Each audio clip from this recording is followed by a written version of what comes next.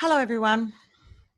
As promised, after the articles that I narrated from aimfortruth.org, there were quite a few spin-off articles or articles that led to articles that have caught my attention that are very noteworthy of our attention. And this particular one is from vaticproject.blogspot.com, and it was written in 2015.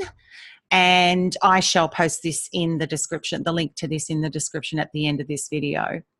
So it's the Vatic Project, and its headline is Nikola Tesla Deathbed Confessions. And we start off with an update. I just discovered that Google is now censoring and purging articles published to document so much of what we have found. As I just tried to search for the articles we had on our site with respect to Israel's legal prostitution and massive income from pornography, and voila, the articles I used to prove it are now gone. Wow, they are seriously in panic mode. I wonder what's next. And there's a Vatic note. This is a very, very comprehensive and without a doubt fascinating read to the highest degree. It is also a long read, but essential if we are to begin putting the puzzle pieces together on what is going on today in the world and especially our country. It's amazing what we did not know about history and what we are finding out today. One weakness is the lack of mention of Mrs. H.W. Bush's admission that her husband was an Ashkenazi Jew, in other words, a Khazar. But then he would have to be, wouldn't he?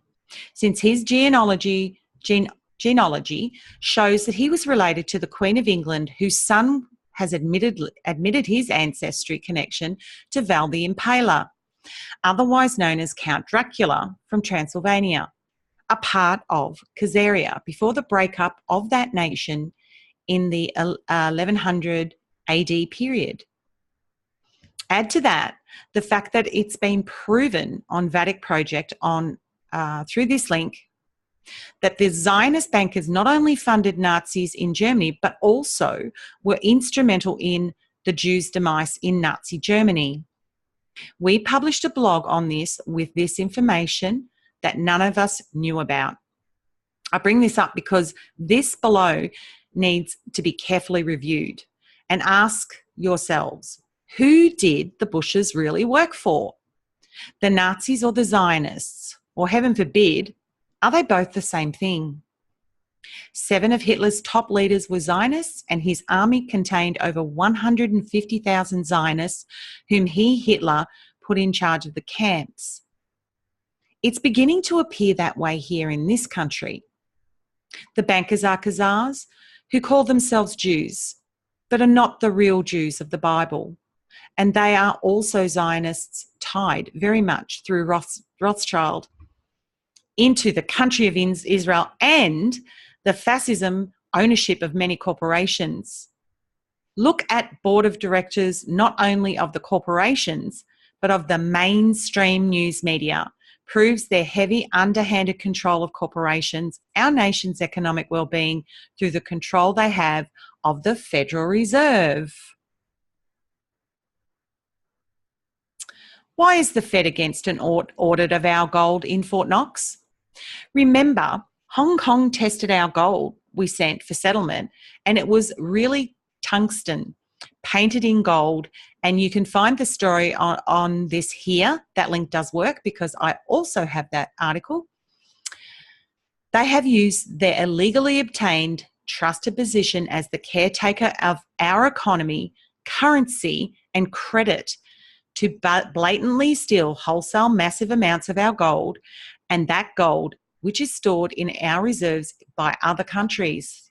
And if you want to catch up on the whole story about that, check out my videos on Financial Tyranny by David Wilcock.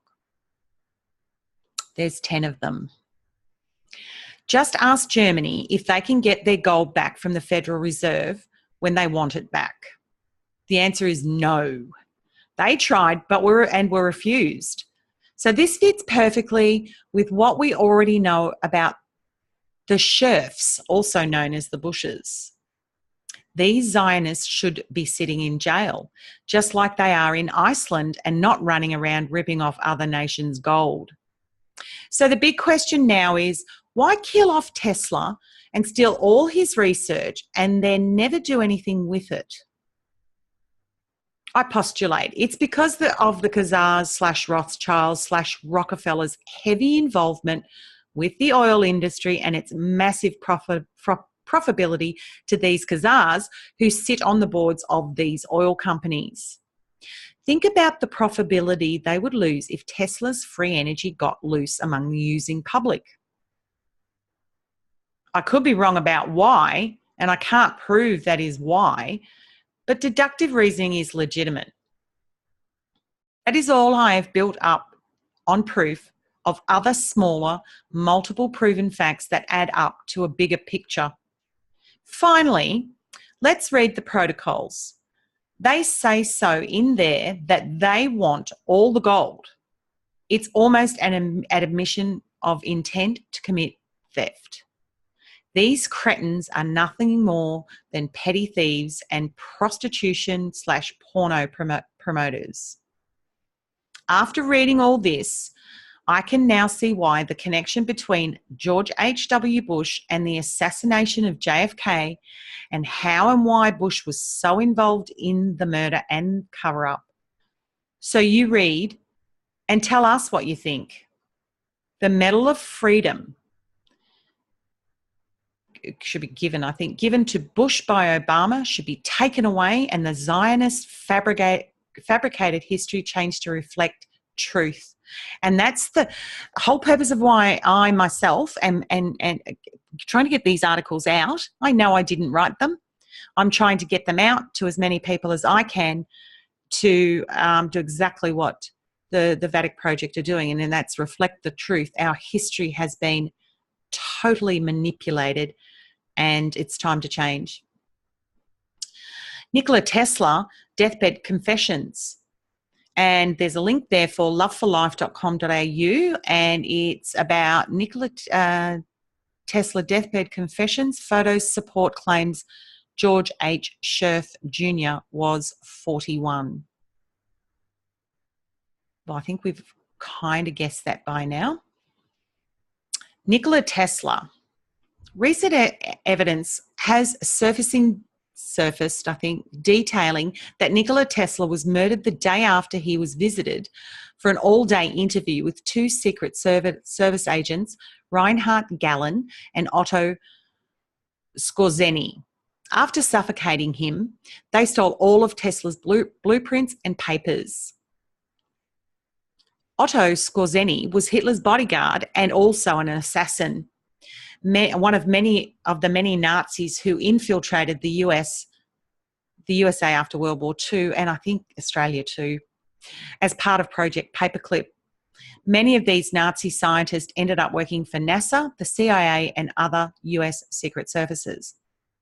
Although he supposedly died in 1975, Skorzeny resurfaced in 1999.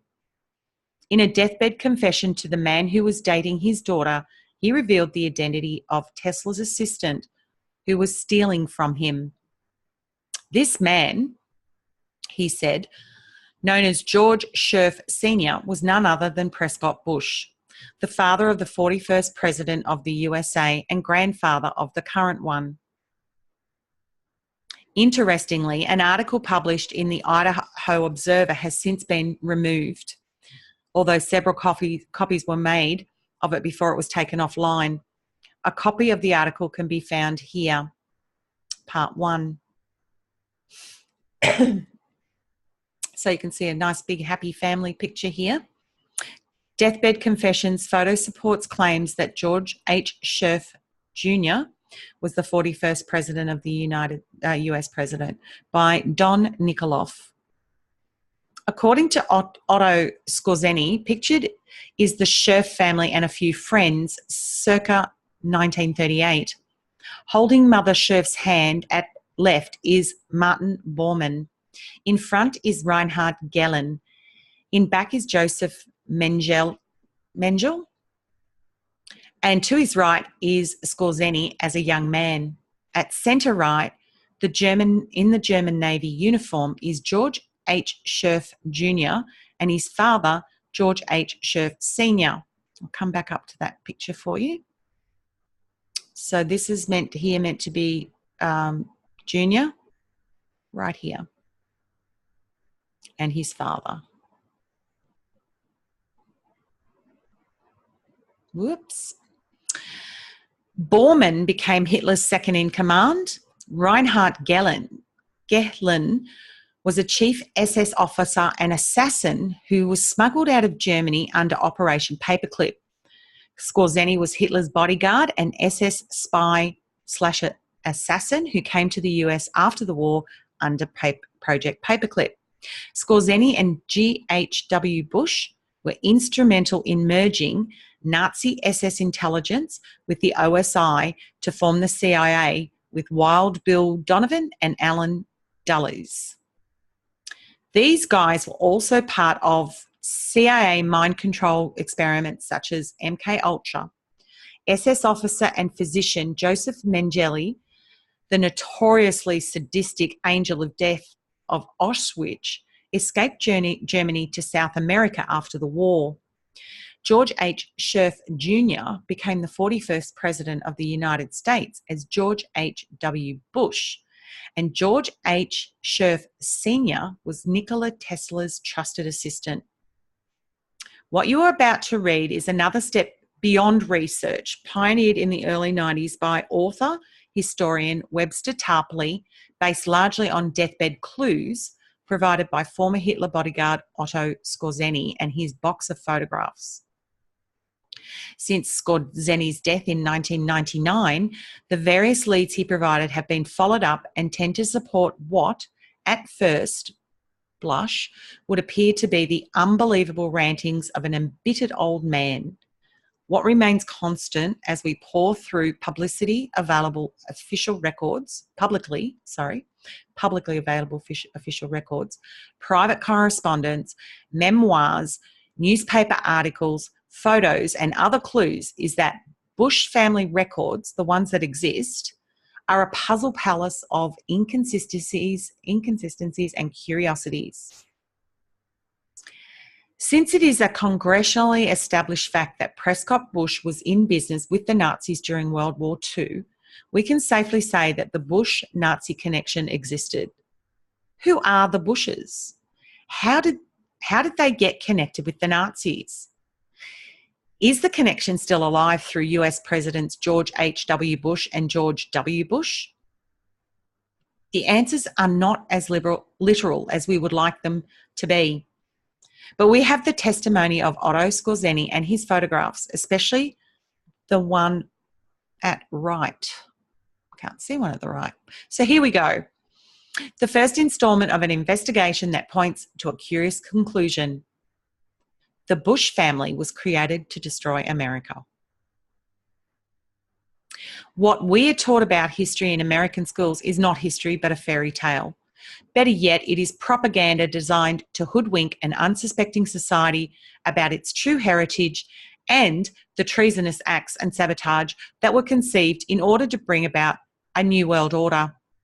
You are about to learn the real identities of those who have infiltrated your nation on behalf of secret societies intent on bringing about the total slavery of mankind.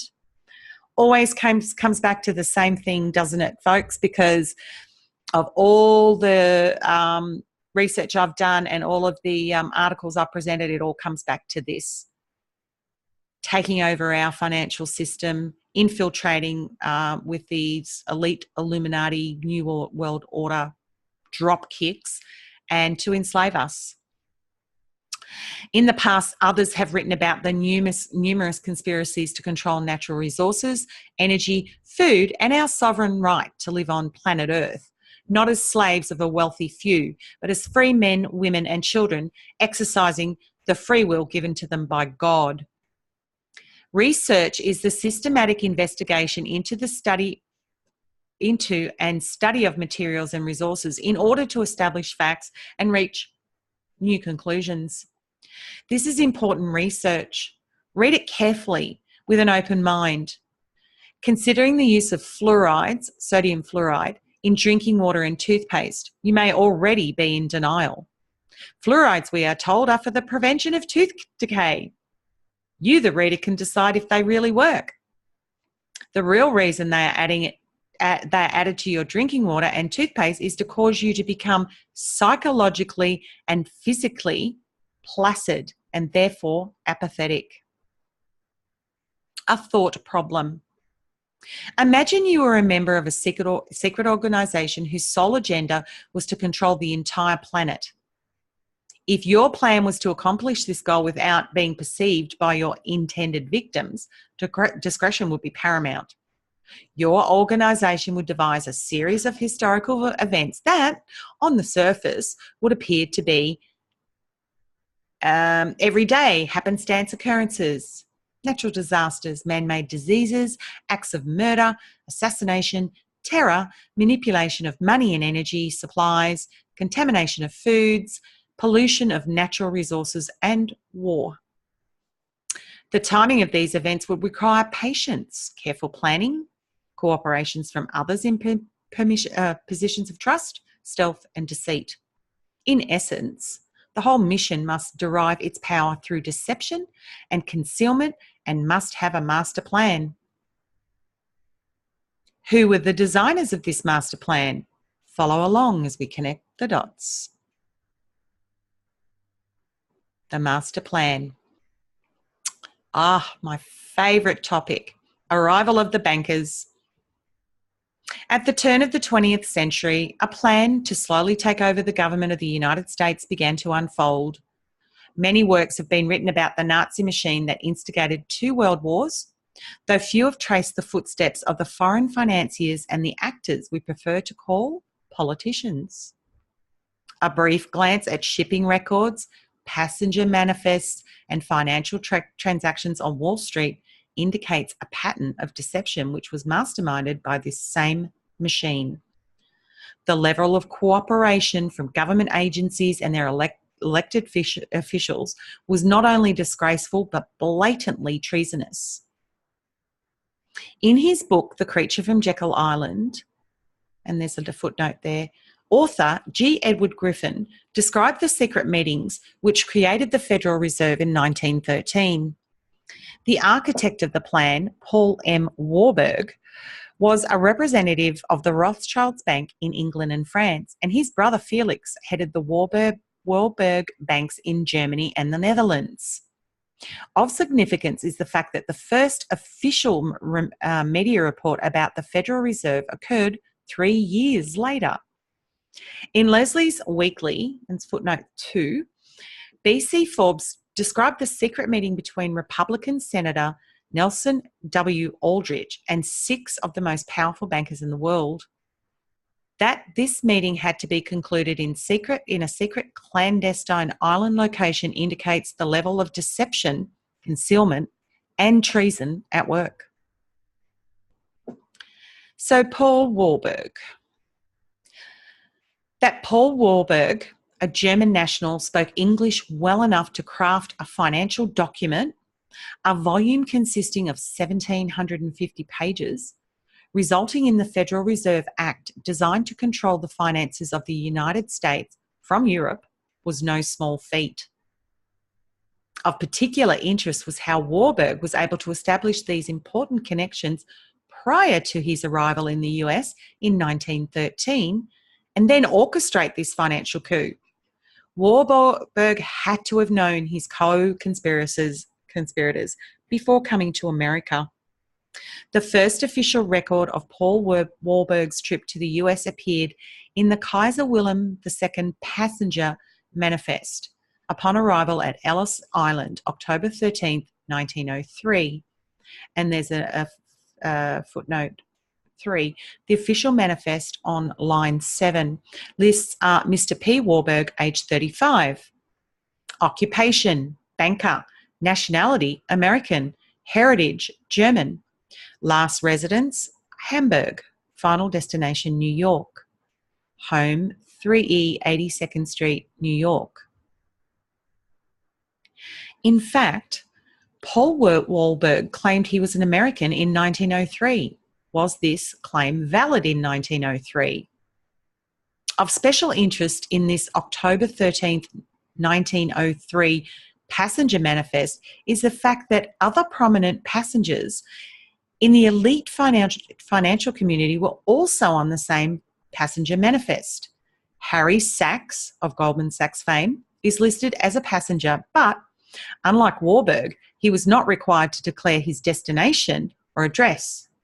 In fact, of the 30 passengers list on page 293 of the Ellis Island database of ship and passenger arrivals, P. Warburg was the only passenger required to declare his destination. Was this an attempt to establish Warburg's nationality? Suspiciously, the second half of the page was missing from the database, so we are not privileged with pertinent and official information as to his place of birth, nor his physical description on this occasion.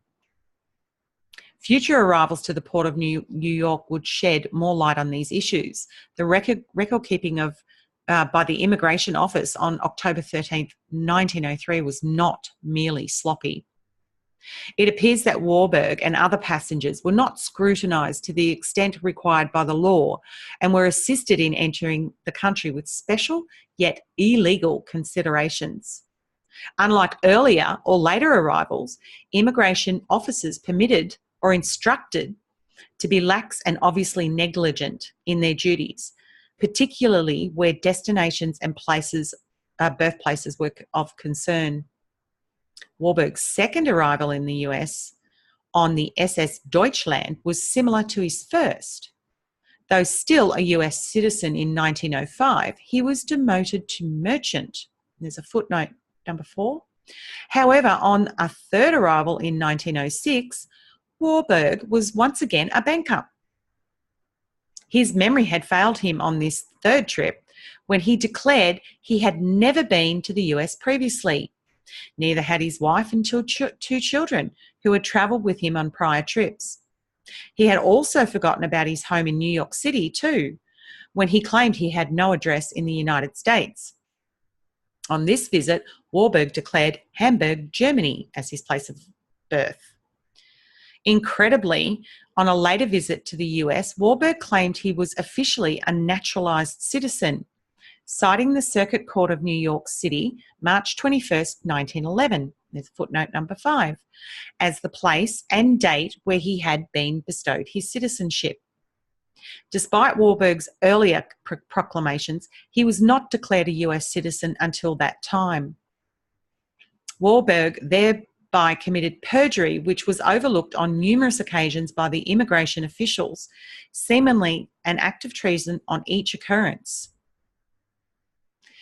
During the subsequent visits to the US in 1910, 1912 and 1913, while again proclaiming his US citizenship, Warburg referred to 17E 80th Street, New York as his home address. Not once was there any mention of his association with the Rothschild banks in Paris and London and his permanent residency in Europe, not in America. Why the deception? James Loeb.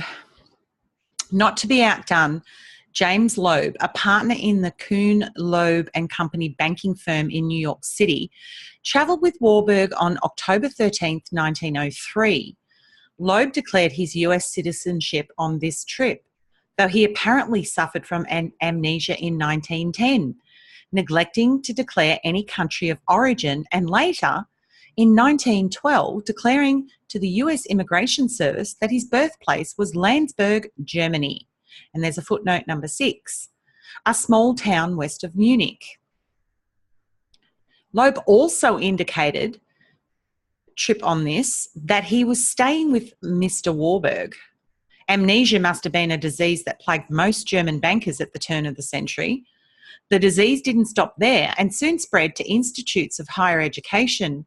Harvard University Press published a memorial biography to the founder of the Loeb Classical Library, bequeathed to Harvard University by none other than James Loeb, 1 year after his death in 1933. James Loeb was born August 6, 1867 in New York City, the son of Solomon and Betty Goldberg Loeb. Solomon was a partner and founder of the banking firm Kuhn, Loeb and Company, the tribute began. We have footnote number 7. Certainly Harvard University would have known where Loeb was born, and for that matter, so would have Loeb. If this quotation were true, then what would have caused Loeb to state to the INS in 1912 that he was born in Landsberg, Germany? The Harvard Press biography did little to legitimise the matter of Loeb's birthplace, though it was a valiant attempt. Still, if there remained any confusion, the US Immigration Service could have clarified the issue based on the information it acquired in 1903 and again in 1910. But that was not the agency's intention.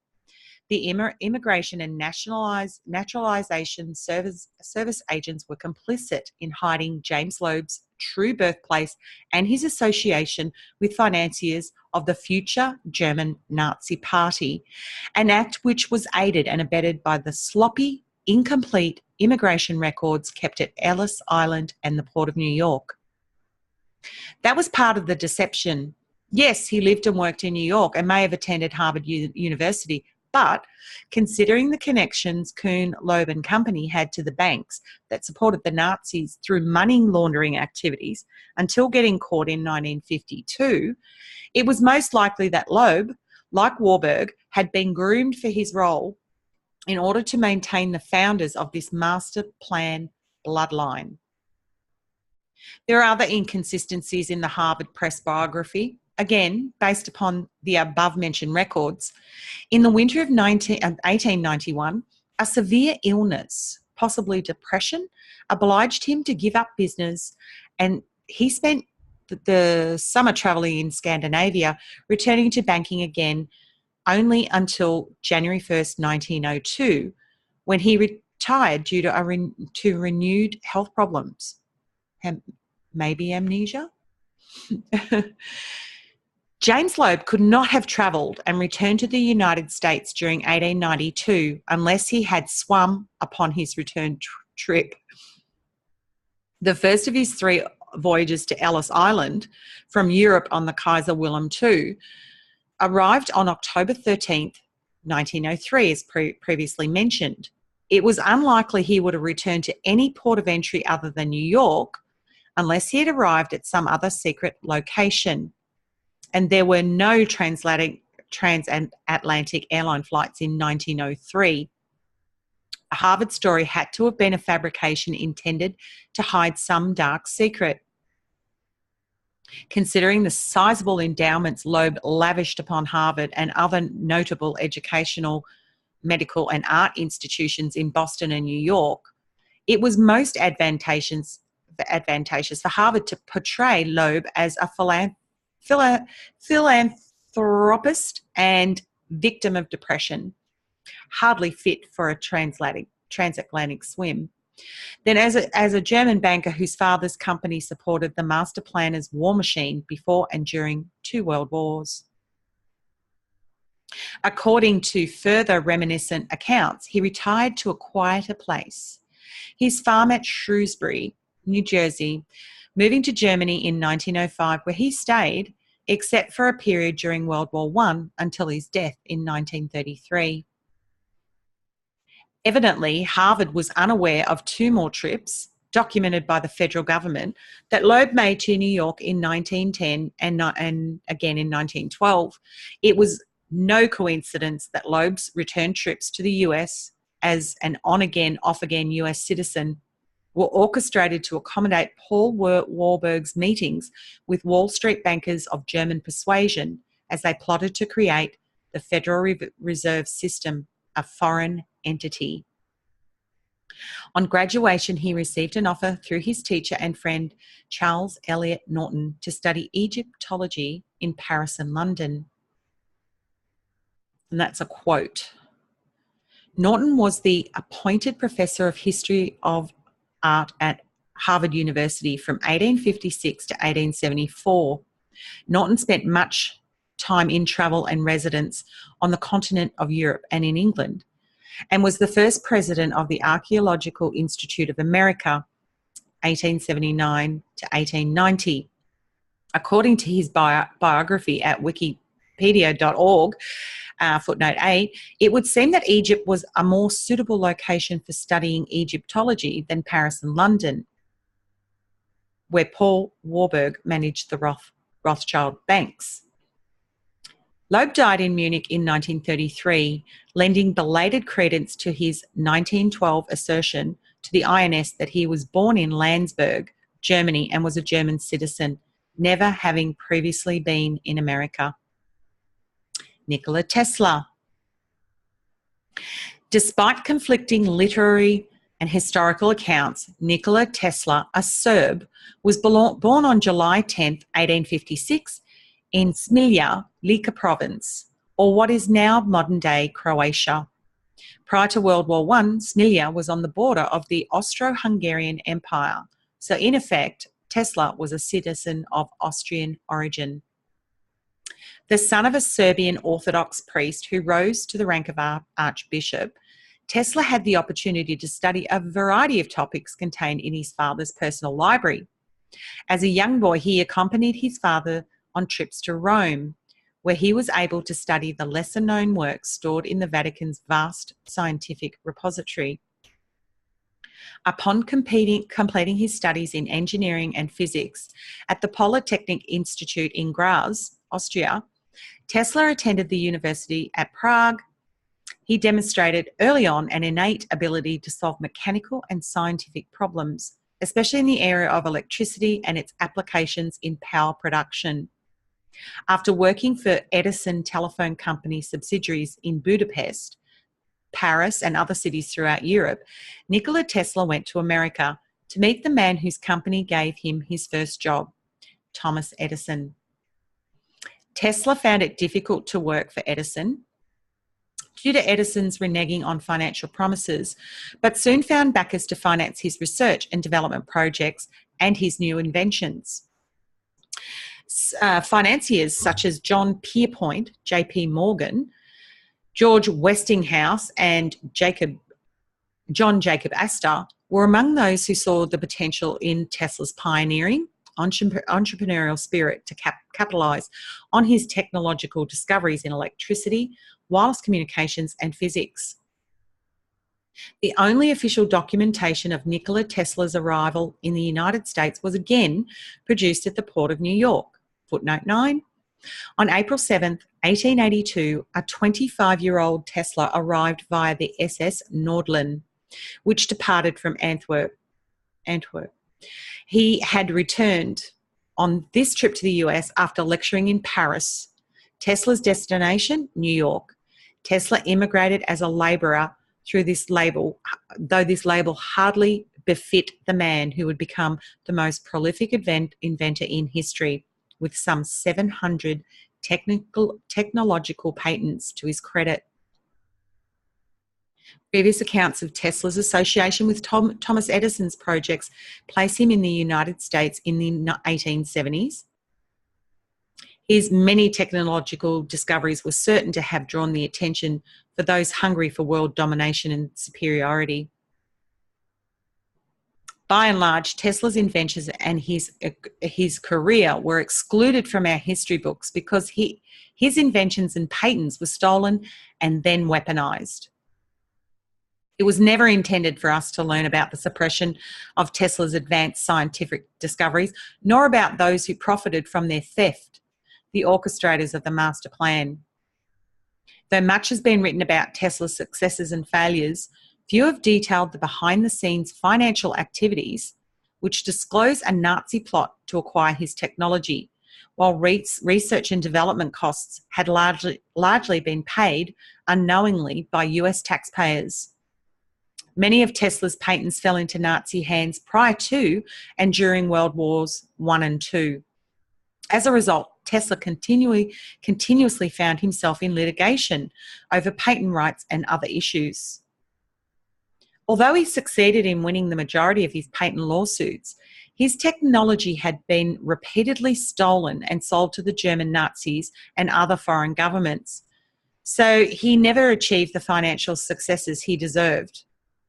The embezzlement of his capitalisation went unchecked throughout Tesla's career. At the time of his death, by murder, according to Scorzeni, on January 6, 1943, Tesla died virtually penniless. Let's talk about Tesla's assistant, George H. Sherff Sr. Nikola Tesla's successes in discovering new technologies did not go unnoticed by many industrial capitalists and world governments. In fact, many of his inventions were developed through secret government programs, which began soon after his discoveries in alternating current AC, electromagnetic energy, electric motors, generators, coils, radio transmission, energy-saving devices, and wireless transmission technologies. Since Tesla was often buried deep in research at remote labs, many of his financial and legal affairs were supervised by his closest associate, George H. Sherff. Sherff often advised Tesla about pending patent litigation, contracts, proposals, demonstrations, and financial affairs. As any trusty associate would, Sherff stood beside Tesla through all the ups and downs of his financial nightmares, sometimes arranging for extended credit at the Waldorf Astoria, where Tesla often resided, or by obtaining a cash advance towards research he had been contracted to perform. Near the end of his career, Tesla was evicted from the Waldorf with an outstanding bill which exceeded $20,000, a rather large sum for those days. As Tesla worked on secret US government projects at Colorado Springs, Colorado, Sherff communicated to Tesla the status of his business affairs. Tesla spoke of hopeful future financial successes, though Sherff repeatedly delivered the news of dwindling funds. Tesla had begun construction of a wireless power transmission tower, Wardenclyffe, Shoreham, Long Island, with funds invested by JP Morgan. When Morgan discovered that the tower would transmit free electricity and radio waves, he cancelled the project and had the tower dismantled, then sold for scrap. Morgan was not about to allow Americans to receive free electricity, television, and radio. Tesla was devastated when he received the news, but continued on with his new inventions. Some 12 years later, on October 14, 1918, Sherff wrote to Tesla at Colorado Springs. The correspondence focused on the usual disclosure of pending legal issues and attorney matters, and was sent to Tesla on Tesla company letterhead containing the company's headquarters address at 8W 40th Street, New York. And there's a footnote number 10. On October 15th, 1918, the next day, Tesla responded to Sherff's letter. It seems impossible regarding our understanding of technology available at the time, but these are the dates attached to the correspondence. An interesting anomaly. Tesla's response was addressed to George Sherff, Esquire, Union Sulphur Company, 17 Battery Place, New York, Union Sulphur Company. Footnote 11, this address was not the location of the Nikola Tesla Company. The Rockefeller connection. Here we go. Records show that 17 Battery Place is the Whitehall building and was owned by Frank Rockefeller, who, with his brothers William and John D., also owned many of the companies with offices located there. The International Longshoremen's Association, the ILA, had its world headquarters there, as well as a variety of oil, mining, and chemical companies. Footnote 12. Though Union Sulphur Company was run by its president, Hermann Frasch, a German chemist who patented extraction methods for sulphur and petroleum, Frasch also worked for John D. Rockefeller's Standard Oil Company in New York, New Jersey, and Cleveland, Ohio, developing similar extraction methods. On the basis of this association, George Sherff Sr. had connections with the Rockefeller family, though it is unclear if Tesla was at all aware of this connection. Frank Rockefeller was also an investor of Buckeye Steel Castings in Columbus, Ohio. Buckeye manufactured automatic couplers and chassis for railroad cars owned by the Harrimans, the Rockefellers, and J.P. Morgan. Eventually, Samuel P. Bush was promoted from general manager to president of the company after producing gigantic profits.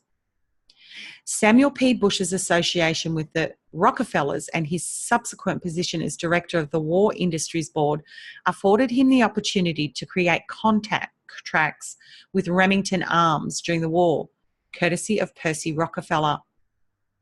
Nikola Tesla's trusted assistant, sometimes referred to as accountant or secretary, George Sherff Sr., worked at Union Sulphur Company.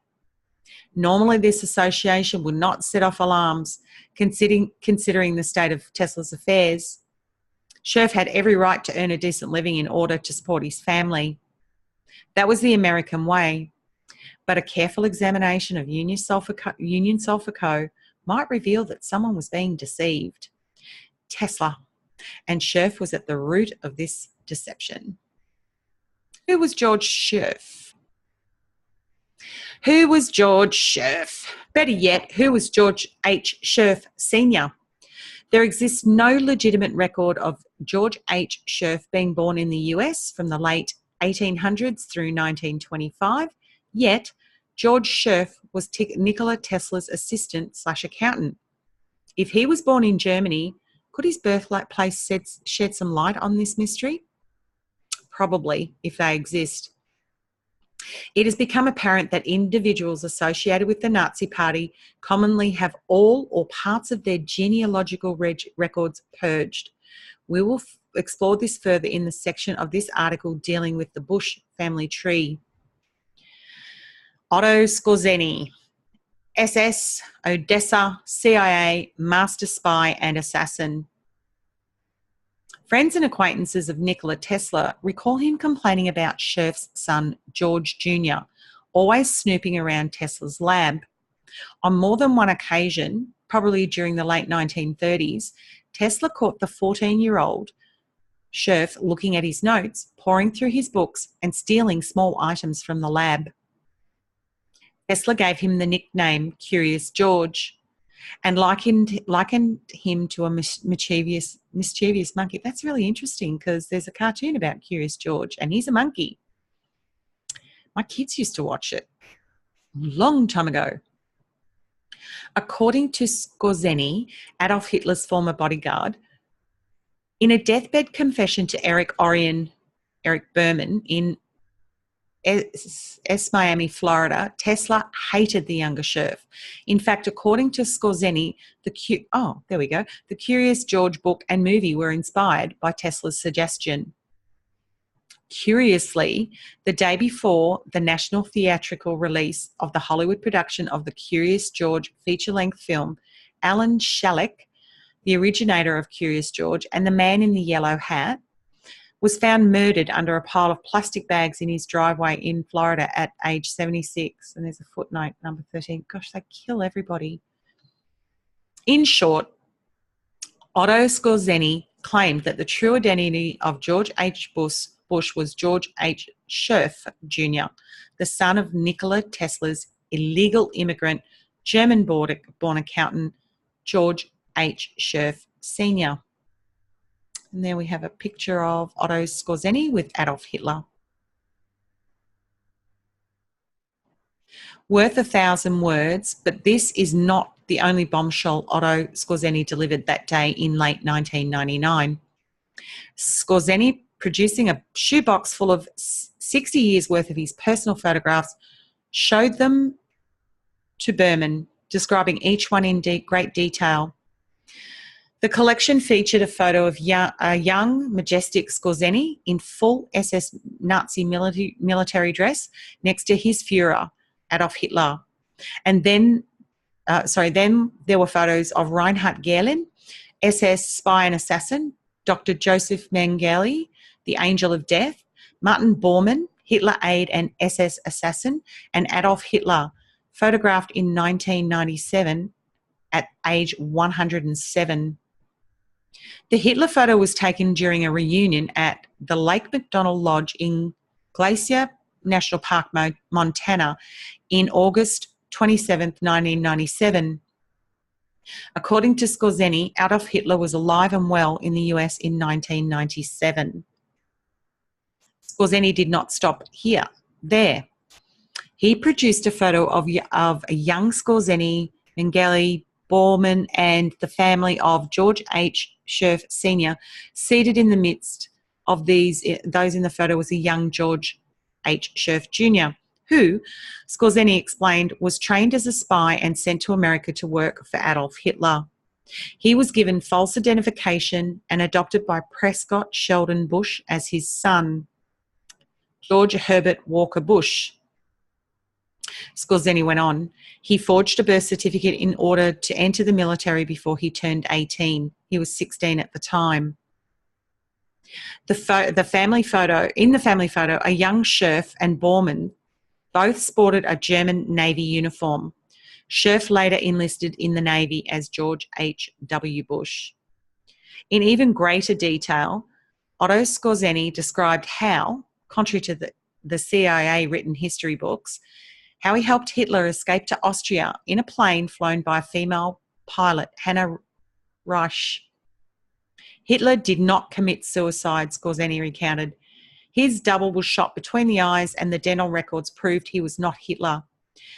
The Americans kept it a secret, worried the truth might anger the Russians. Eric Orion Berman, in a live radio interview on Republic Broadcasting Network, January 17, 2006, footnote 14, detailed how Skorzeny died on December 31st, 1999. His body was cremated. I have a copy of his death certificate, and I saw his ashes. After the war, he helped George Bush found the CIA through Operation Paperclip and Odessa. Berman recounted how Skorzeny was found not guilty at the Nuremberg trials and then ushered into the CIA. Some 50,000 plus SS Nazi war criminals, not just rocket scientists, were brought to America after the war. And I'm going to put a little emphasis on they were brought to this country, Australia, as well. Just ask Fiona Barnett. Skorzeny is about 90 at the time, was described by Berman as very focused and very lucid, and he was still very mobile. He was still able to walk around. He was still very impressive, and he had about the biggest hands I have ever seen. He was 6'4" and was a giant for his day. He towered over me, and I'm 5'8". When asked why he thought Skorzeny entrusted this information to him, Berman responded, I was dating one of his daughters. He knew that I'm Jewish. First of all, I'm an honest guy, and he thought that I would really try to do something about this and bring some justice. Yeah, to these wanted Nazi criminals, war criminals. His whole goal was they had screwed him over, including George Bush. They screwed him over, and out of large sums of money over the years. This was his one way of, getting even with them. A biographical article about Nikola Tesla appeared in the Tesla Tech Inc. magazine. Extraordinary Technology, Volume 4, Number 3, September-October 2006, and there's a footnote 15. The article written by Dustin Wallace spoke of Tesla's childhood, some of his inventions, and his last days. Wallace wrote, page 21 and 22, the Yugoslav monarchy in exile was summoned to visit Tesla in the fall of 1942. However, Charlotte Muzar, a secretary, paid Tesla the visit. From his condition upon her arrival, she felt as though he may not live through the night. Another friend of Tesla's, Kenneth Sweezy, visited him during the time and noted that he was existing on warm milk and Nabisco crackers alone. It was apparent that Tesla was nearing the end of his time. By late December of 1942, Tesla began meeting with 2 US government agents in order to share some of his most sensitive discoveries. These men carried away many of his documents for microfilming. On January 4th, 1943, Tesla's faithful assistant, George Sherff, visited Tesla for the last time. Tesla was found deceased in his hotel room on the morning of January 8th, 1943. He had passed away between those 4 days since Sherff's visit. The article continued. Following Tesla's death, the United States Office of Alien Property, under the instructions of the Federal Bureau of Investigation, confiscated all of Tesla's papers and property.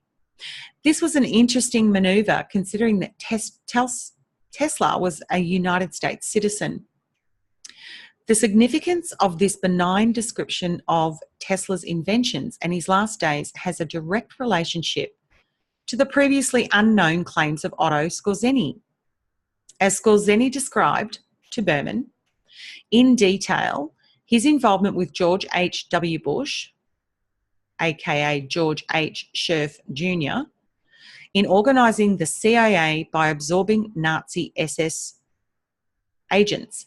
He intimated that this was Reinhard Gehlen and himself who murdered Nikola Tesla on January 6, 1943 by strangulation, suffocation.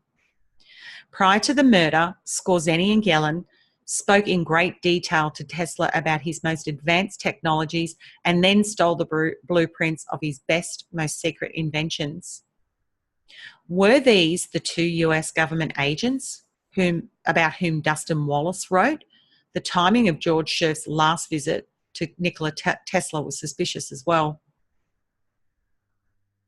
Skorzeny did not stop with these soul-cleansing disclosures. He went on to describe the aliases of himself, Frank Edward P. of Florida, according to Berman, who claims he is trying to protect Skorzeny's daughter, Reinhard Gehlen, Hank Chenowitz, Wayne, New Jersey, and Dr. Joseph Mengele, Stephen Rabel. According to Berman, Gehlen was tipped off by the FBI about Skorzeny's unveiling of his identity and location, and Gehlen, Chenowitz, then went into hiding. Mengele, Rabel, through a series of anti-aging hormone injections, a black hairpiece, and cannibalism, has maintained a youthful appearance. How disgusting is that? Having investigated some of Skorzeny's claims, Berman had contacted the US Justice Department to inform them that Nazi spies were being harboured by certain factions of the US intelligence agencies, in particular the CIA. My thoughts were that I needed to try to bring these wanted SS Nazi war criminal Holocaust killers, terrorists, basically to justice. I wanted to call our government and tell them, hey, that they're still alive. I wanted to bring them to justice. That was my whole intention. I initially had contacted or tried to contact Eli Rosenbaum, who was the director of the United States Justice Department Office of Special Investigations. Basically, they thought it was a hoax, and they told me I was mistaken, and that according to the CIA, all of them were all dead, and I was mistaken. That's what they told me. I was wrong. Later that night, I was over at Skorzeny's house, and his widow received a phone call that turned her white, and she almost passed out. Basically, someone from the OSI tipped her off that I had contacted them and that I had known about them. Later that night, when I was coming back home, a car pulled up in front of me, flashing his lights, wanting to pull me over. So I pulled over. I knew something was probably going on. So I was ready, and somebody walked right next to me. It looked like he had a gun in his hand, possibly, so I sped away. All right, my girlfriend was in the car at the time, all right, and I sped through 3 lanes of traffic and went to a local shopping centre, and he pulled in right behind me, and he gave me a dirty look. He then pulled me a couple of feet away. Then he drove off, but I'm sure they tried to put a hit on me, out on me. That's what it was. Berman then confirmed the girlfriend was Skorzeni's daughter and added, she didn't know what I knew. She didn't know that her father had told me all this. That's why we're no longer going out. She broke up with me when the government tipped her off that I wrote a book about her family. In order to authenticate the above revelations, the author began conducting his own research into the alias of Otto Skorzeny. The first detail, considering Berman's cryptic clue of Skorzeny's CIA name, was to determine the variety of names that began with the letter P. Palmer, Parson, Pascal, Peller, Porter, Powell, etc., settling on Powell as the most likely possibility. Then there was the distinct possibility that Skorzeny, for the purpose of protecting his wife and children, slightly misled Berman about his official alias by reversing his first and middle names. An exhaustive search revealed an interesting twist. Since Skorzeny had children, he likely had a wife. In fact, he did have a wife and left a trail, though worn out by time, that she might shed some light on the master plan. This issue is discussed later. Further research about the life of Otto Skorzeny, master spy, reveals his little-known affair with Evita Marie Duarte de Perón, wife of Argentina's president Juan Domingo Perón. Gold which was stolen by the Nazis, laundered by Swiss banks and the Vatican, then smuggled to Argentina by Admiral Willem Canaris, had accrued enormous interest after World War II, and upon her death, Eva Perón bequeathed Skorzeny $100 million, which ultimately fell into the hands of the CIA. The Nazi-CIA connection to the money was obvious. Based upon Skorzeny's claims, this money probably fell into the hands of George H.W. Bush and his handlers. Told you this was long. We've got a long way to go. George H. Sherff Jr. visits the FBI. Upon the untimely death of Nikola Tesla, perhaps the world's most renowned scientist in history, J. Edgar Hoover, director of the FBI, received an unexpected visit from George H. Sherff Jr. That George Sherff Sr., Tesla's trusted associate, chose to send his teenage son to visit the FBI's notorious director should have raised a red flag, which it probably did among intelligence agencies. Sherff Jr.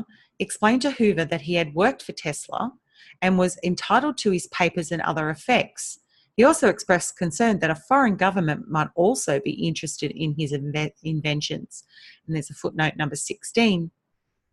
Sherff Jr. also gave Hoover an address, 149 2nd Road, New Rochelle, New York. Secord is the correct spelling.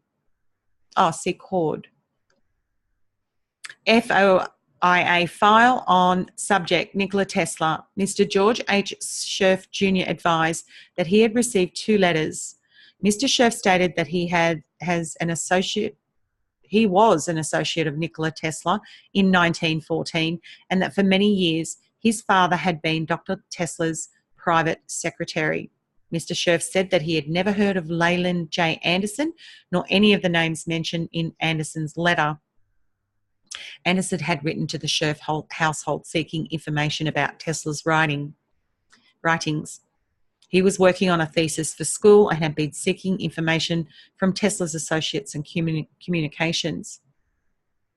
February 3rd, 1954, Mr. Sherff stated that he has quite a bit of Tesla's writings in his possession and he didn't know whether or not they would be of value to any foreign government. There are several glaring discrepancies and inconsistencies in George H. Sherff Jr.'s statements to the FBI or the actual intent of the document. The author conducted his own research into the background of George H. Sherff Sr. and, from all indications, concludes that George H. Sherff Jr. could not have worked for Nikola Tesla in 1914. Sherff Jr. wasn't even alive in 1914. so he could not have worked for him then or at any other time, based on the numerous accounts about Curious George. Tesla could not even tolerate him being around his laboratory. It is highly unlikely that Tesla would have hired or did hire him. Other than a book written by John J. O'Neill, Prodigal Genius, The Life of Nikola Tesla in 1944, this was the only known reference to Tesla having a secretary named George H. Sherff. There's a footnote number 17. For the greater part of his career, Tesla's secretary was Dorothy F. Skerritt. Both Skerritt and Muriel Arbus worked for him at the time of his retirement, which was forced due to dwindling funds. The acknowledgements at the end of the book describe George H. Sherff as a business associate, and there is no mention whatsoever of George H. Sherff Jr. ever having worked for Tesla. So why did Sherff Jr. lie to the FBI? Because it was dangerous for him to tell Hoover the truth about the real identities of his father and himself.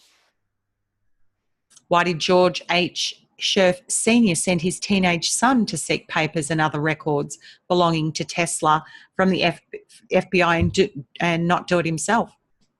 Because the director of the FBI, Herbert J. Hoover, would have recognised him as someone other than George H. Sherff Sr. In fact, it is highly plausible that the individual who spoke to the FBI was not a Sherff and was a stand-in. There also remains the most likely possibility that the Sherff interview was nothing more than a ruse created by the FBI for the purpose of obfuscating the facts around the government's involvement in the murder of Nikola Tesla, the theft of and covert infringement on his patents, and the money laundering that ensued between a few Wall Street banks and Adolf Hitler's Nazi Party. Anyone interviewing George H. Sherff Jr. would have easily recognised that he was not old enough to have worked for Nikola Tesla in 1914. Redacted statements in the above reference Freedom of Information Act files indicate something was being covered up. The Sherff documents were created to thwart the research efforts of Leland J. Anderson, hide the facts behind Tesla's murder, and dispel any speculation that the FBI stole Tesla's records, research documents, and new technologies. In 1942, less than a year prior to Tesla's untimely death, it was already known that principals at New York's Union Banking Corporation had been caught trading with the enemy. Nazi Germany. Who else? Among the principals was George Herbert Walker, Prescott Sheldon Bush, son, in inverted commas, of industrialist Samuel Prescott Bush, who was president of Buckeye Steel Castings in Columbus, Ohio, and the director of the Facilities Division of the War Industries Board. The WIB gave Samuel P. Bush unprecedented ties to the Eastern elite families through its association with one of the largest weapons manufacturers, Remington Arms.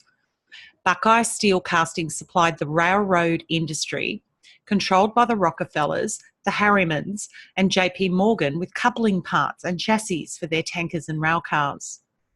Behind the scenes, and here comes the religious side, Archbishop Francis Cardinal Spellman secretly influenced or controlled the activities of key intelligence agencies in the US, thus affording the Vatican the opportunity to suppress potentially damaging information from reaching the public.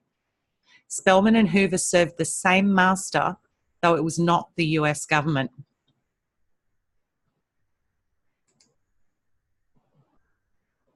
Upon the revelations of the New York Nazi money laundering and war profiteering, records in national archives, and in particular those related to Samuel P. Bush, were destroyed, and in quotes, in order to save space. Most likely those records exposed multiple covert relationships in a conspiracy of monumental proportions. There is the interesting photo. Above is Dear Tesla with King Peter II of Yugoslavia at the Hotel New Yorker in July 15th, 1942. It is strange that Tesla, one of the most brilliant inventors ever, would die penniless, and his trusted assistant, according to Otto Skorzeny and some strangely corroborating records, was George H. Sherff Sr. Tesla died January 6, 1943. References part 1. Okay, so everything I was referring to as footnotes are references. Okay, and they're all in here, and I will post the link for this for the article in the description of the video, which you can then go through yourself and link to any of these. Click on any of these links. Part 2. Deathbed confessions. Photos support claims that George H. Sherff, with one F and then another F in brackets, Jr., was 41st US president by Don Nikola. Why did the most brilliant scientist in history die penniless, with his inventions benefiting megalomaniacal governments and ruthless organised criminals? Why are the world's most profitable businesses oil, chemicals, war, pharmaceuticals, illegal drugs, human slavery and prostitution? Why do democratic governments rule their people with oppressive police state tactics?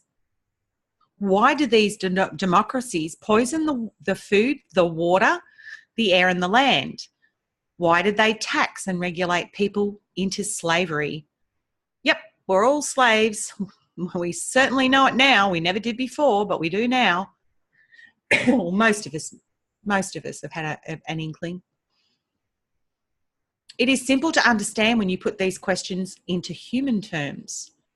We know how people occupy niches in our own circles of influence, how we all try to maximize our opportunities within a given set of circumstances, and how some can be depended upon to lie, cheat, and or steal their way into success within an operating framework. Look at the Bush and Walker families' lineage on this page and keep it in mind as you read through and internalize this part of the story. The story of why America is ailing, how she became ill, and who poisoned her. The relationships are, intentionally, ? Complex and difficult to decipher. So we have attempted to reduce them to workable symbols as if parts of equations. When we come to the other side of this article, we should have no question in our minds as to which families have been most influential in the pre-planned destruction of America and her once free people. A note to the readers: in an effort to minimise the patterns of chronological and genealogical confusion that define the Bush family history, we have developed a guide to chart the relationships, have reduced the names to more easily recognised symbols, their initials, and attached them to overviews highlighting their relevant qualities. It should also be noted that for those people who have two identities, they are symbolised as both, with the initials in boldface to indicate the identity being described. We suggest you first digest the personality key. Once you have a working knowledge of the players, you will be ready to begin reading this article and the greatest possibility of making the connections suggested therein. We also suggest that you refer to the personality key as often as possible. So there's the Bushes. And the first one is ONB, Obadiah Newcomb Bush. 2 is JSB, James Smith Bush. SPB, Samuel P. Bush. GHS1 PSB, so that's George H. Sherff Sr. is Prescott Sheldon Bush. GHS2, which is George H.W. Bush. George H. Sherff Jr. And 5A, BPB, Barbara Pierce Bush. Bush personality key. Number 1. To give any consideration to the possibility of this person being related at all to those who came here to destroy the United States is not only a waste of time, it is absurd. Once again, another ancestor conveniently died at sea. This story is not even clever propaganda. JSB, born 15th of June 1825, Rochester, New York, died 11th of November 1889, Ithaca, New York. Marriage, 24th of February 1859 to Harriet Eleanor Fay, Trinity Church, New York, New York. Episcopalian minister who converted to Unitarian, in fact ignored by heirs. Was rector at Grace Church, not Brick Church, also attorney. Harriet Eleanor Fay, born 27th of February 1929, Savannah, Georgia, died 29th of October 1924 in Boston, Massachusetts. 3. SPB. Born 4th of October 1863, Brick Church, New Jersey. Wrong. Brick Church is not a city or town in New Jersey. Most likely immigrated from Germany as industrial spy operative. Died February 8th, 1948, Columbus, Ohio. Marriage, June 29th, 1894, Columbus, Ohio, to Flora Sheldon. Appeared to escape all censuses except 1930, thus avoiding detection by Census Bureau. Flora Sheldon, born 17th of March 1872, Franklin City, Ohio, died 4th of September 1920. Watch Hill, RI, struck by automobile. Okay, number 4, we've got GHS1, PSB, Prescott, born 15th of May 1895, Columbus, Ohio, wrong. Died 8th of October 1972, New York, New York. Immigrated to US as George Sherffs, assistant to Nikola Tesla. Marriage, 6th of September 1921, Kenny Bunkport, ME, to Dorothy Walker. German birth records expunged. Consistently misstated father's birthplace, signing New York and I guess it's Massachusetts. Major role in trading with the enemy, conspiracy in the 1940s. Dorothy Walker, born 1st of July 1901, Walker's Point, ME. Died 19th of November 1992, Greenwich, CT. 5. GHS2, GHWB. Born June 12, 1924, Milton, Massachusetts. Wrong. Forged birth certificate to enlist in US Navy. Emigrated from Germany covertly to US as George Sherff Jr., son of Nikola Tesla's assistant. George Sherff Sr. as spy for Adolf Hitler. German records expunged. Marriage, 6th of January 1945 to Barbara Pierce. BPB, born 8th of June 1925, Rye, New York. Wrong. Based on 1930 census, she was 4 years, 2 months old. Correct age, it was 5 years, 2 months. Most likely immigrated from Germany since no birth record exists in US. Likely borrowed name from the daughter of William Brown Pierce and Isabel Ayres, who died on unknown date and at unknown place. Married to George H. Sherff Jr., aka George H.W. Bush. Her parents, Marvin and Pauline Pierce, had no children, according to FamilySearch.org. Her grandmother, Kate P. Pierce, emigrated from Bavaria, Germany. The Walkers.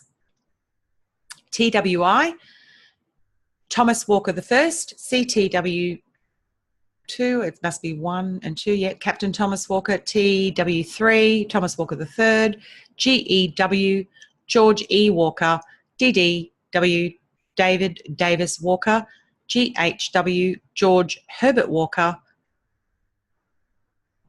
and number 7, DW, Dorothy Walker. Walker personality key. TWA, no date of birth, no birthplace, no date of marriage, and no parents. Married to Catherine, no maiden name, no date of birth, no birthplace, no date of marriage. CTW2, born in England, no date of birth, no town, christened August the 2nd, 1758, Holy Trinity, Gosport, Hampshire, England, died at sea about 1797. Catherine McClellan, born England, no date of birth, no town. Marriage, 22nd of Feb, 1875, St Andrew's Church, Clifton, England, died 18th of October, 1806, Philadelphia. 3, TW3, the unmentioned son of Captain Thomas and Catherine Walker, born 14th of October, 1787, no town, England, died 18 June 1870. Tazewell, Illinois, buried at Bloomington, Illinois. I'm just looking at those dates. Okay, born 1787, died 1870. Wow, he lived a long time. Very long time. 4, GEW. B, born Burlington, New Jersey, or MD circa 1797, date, died 28th of October 1864, Bloomington, Illinois, brother of Thomas Walker III. Harriet Mercer, born about 1802, MD, died 24th of October 1869, Bloomington, Illinois. Marriage, 22nd of May 1821, Baltimore, MD. Is that Maryland? 5, DDW, son of George E. and Harriet Walker, born 19th of January 1840, Leeds, England, not on a farm near Bloomington, Illinois, and not in MO as stated to the census. Died 4th of October 1918, Walker's Point, Kennebunkport, ME. Martha Adela Beakey, born 1st of June 1841, Emmitsburg, MD, died after 1906, married the 25th of December 1862. Her father, Joseph Ambrose Beakey, died in the Mississippi River on January 27th, 1858. 6, GHW, born 11th of June 1875, Leeds, England, not in 1874 in St. Louis, MO as claimed to census. Died June 24th, 1953, New York, New York. Father, D.D. Walker, born in MO, MD, and MO in 3 consecutive censuses, not in Bloomington, Illinois, as claimed in biographies. Lucretia Ware, born 17th September 1874, St. Louis, MO, died 28th of August 1961, Bidford, ME, marriage 17th of January 1899. Number 7, DW, daughter of George and Lucretia Walker, born 1st of July 1901, Walker's Point, ME, died 19th of November 1992. Greenwich, CT, married 6th of September 1921, Kennebunkport, ME, to Prescott Sheldon Bush, GHS1/PSB. Preston Sheldon Bush. Prescott, I should say. According to the CIA written history books and cleverly crafted political stories, Preston Sheldon Bush was born on May 15, 1895 in Columbus, Ohio. Ironically, genealogical profiles by some independent researchers and relatives cite his birth date as March 12th or 13th. Certainly those tracing the Bush's roots and family history would have gotten it right. It would also seem that the son of such a prominent industrialist with powerful political connections in Washington, D.C., would have been given a birth certificate, clearing up this discrepancy once and for all. The Bush family history claims that the young Prescott attended the Douglas School, also in Columbus, Ohio. The problem with this claim is that there was no Douglas School in Columbus in 1900, nor for most of the 20th century. So now we have two disputable claims entered in the history books and current genealogical records. Preston Bush's date and place of birth and his schooling in Ohio. Bush's family biography then describes his enrolment at St. George's School, a co-ed Episcopalian prep school near Newport, Rhode Island, from 1908 to 1913. How he was able to transfer to this prestigious school for the wealthy after attending a school that never existed leaves room for much speculation. It is unclear how many grade levels the school accommodated only 12 years after its founding in 1896, though today it operates as a high school level institution offering courses from grades 9 to 12. A recent posting on the St. George's official website boasted that the grandfather of our 43rd president was an alumnus of the school, as if that were to lend further credibility to the Bush school myth. And there's a reference, number 18 there. Today, the school offers a matriculation program with ties to 57 colleges and universities. Prescott Bush's numerous biographies mention his graduation from Yale University in 1917, though there is no mention of a degree. Before his graduation from Yale, yet another anomaly appears. His enlistment into the Connecticut National Guard in 1916. The conflicting dates do not end there. While on a tour of duty in the US Army from 1917 to 1919, Bush is credited on 8th of August 1918 with deflecting an incoming shell with a bolo knife and saving the lives of 3 Allied leaders. As a result, for his bravery, he received the Cross of the Legion of Honour from France, the Victoria Cross from England, and the Distinguished Medal of Honour from the US upon his return to Columbus, Ohio in mid-1919. Bush found it difficult to explain away the concocted war hero's story, another anomaly, and moved to St. Louis, and there's a reference 19. Still another story surfaced regarding Prescott Bush's whereabouts during 1918. Having been initiated into Yale University's secret Skull and Bone Society, some say in 1916, other claims it was in 1917, Preston Sheldon Bush was credited with the grave robbery of the skull of Geronimo from a graveyard near Fort Sill, Oklahoma. Though this story may only be another myth, by now it has become quite difficult to distinguish Prescott Bush biographical fact from fiction. The overlapping timelines of these stories are enough to raise a few valid questions. Where and to whom was Prescott Sheldon Bush born? Why are there no official records of this monumental event? Where and when did he attend school? Where are his military records kept, or have they been conveniently burned to create space in the National Archives along with his father's wartime business records? Biographical accounts about Samuel P. Bush, SPB, Prescott's father, claim that he was born at Brick Church, New Jersey, and there's a reference there, number 20.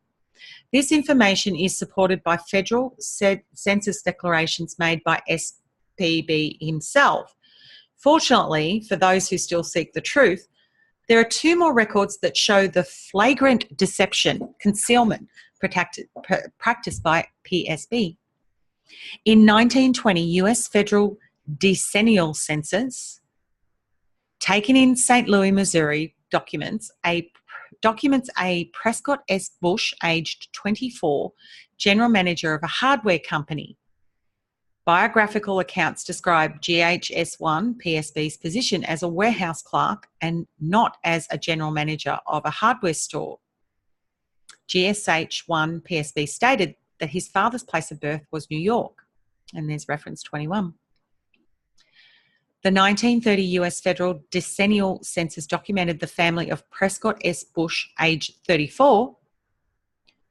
When asked where his father was born, he replied Massachusetts, and that is reference number 22. Even the federal government's own Census Bureau failed to recognise this inconsistency.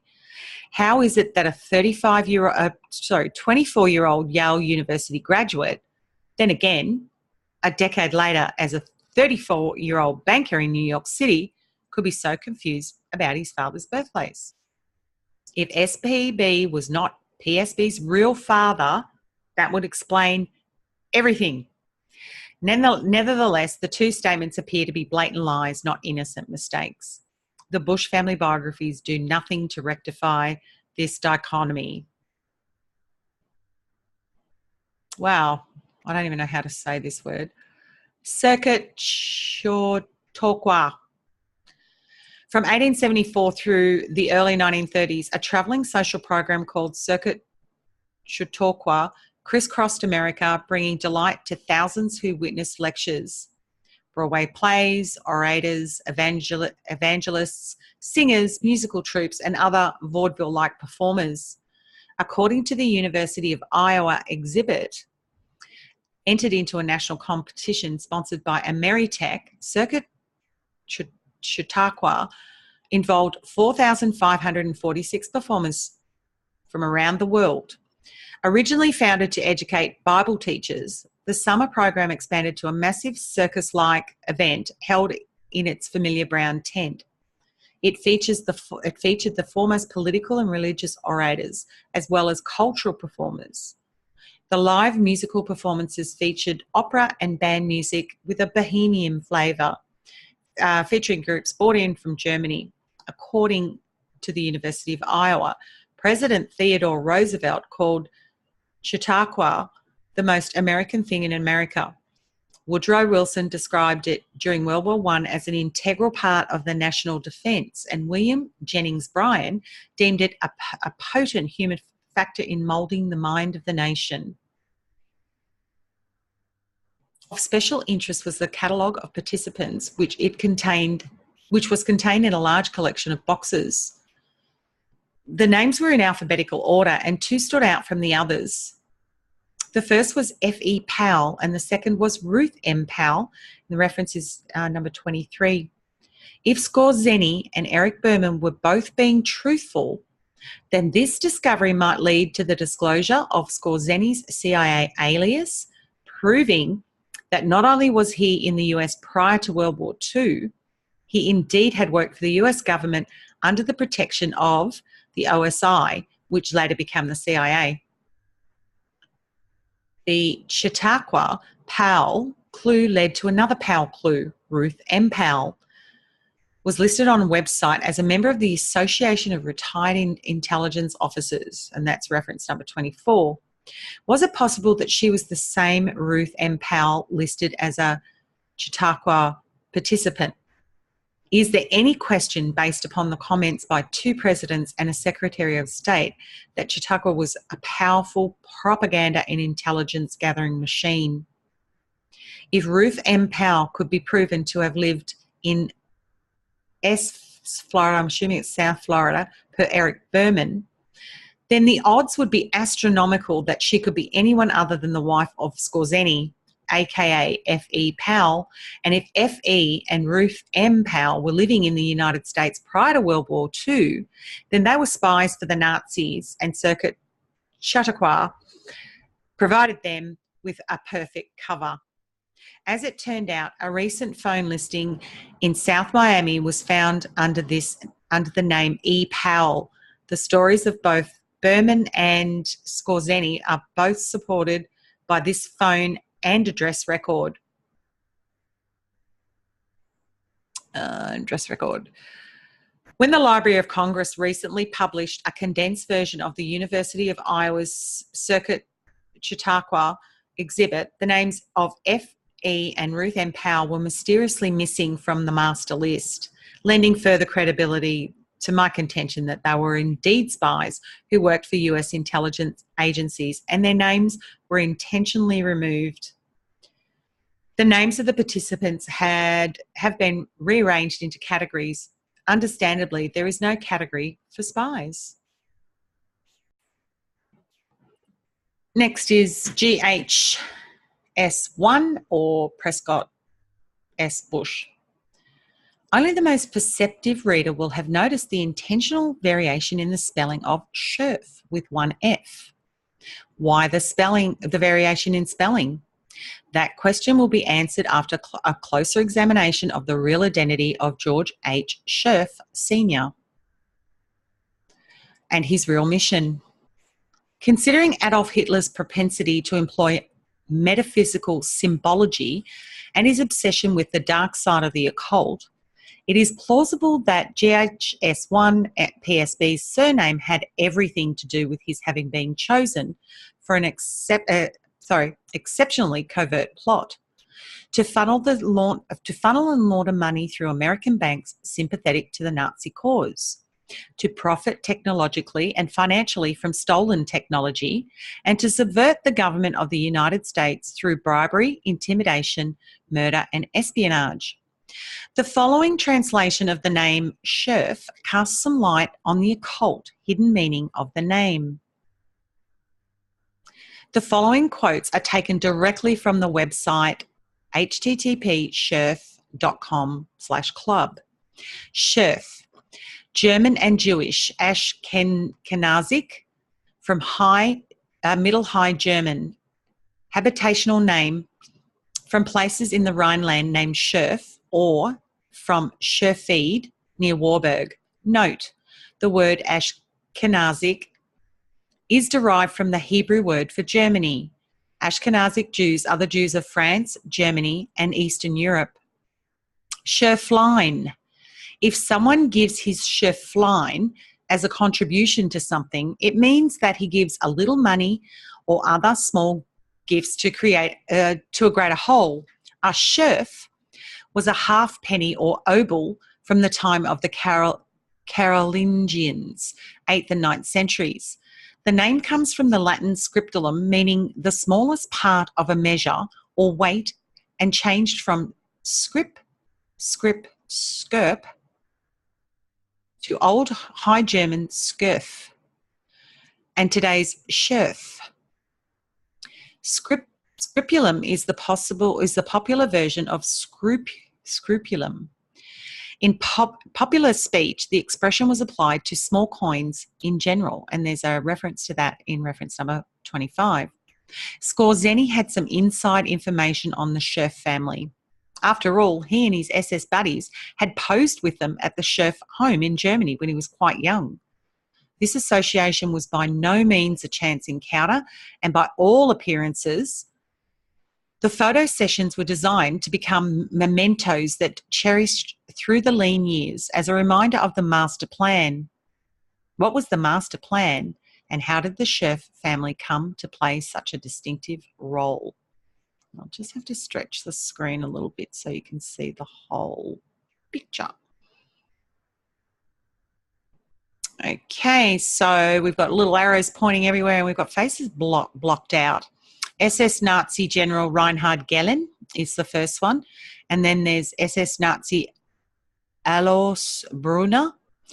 And then we have Walter Rolf. Then we have Mengele looking down. And also we have SS Nazi Martin Bormann at the back there. Former CIA employee Otto Skorzeny, aka Big Ed, with extended family members, October 1998, never before published, copyright by Orion, 2003. It's a nice Nazi reunion.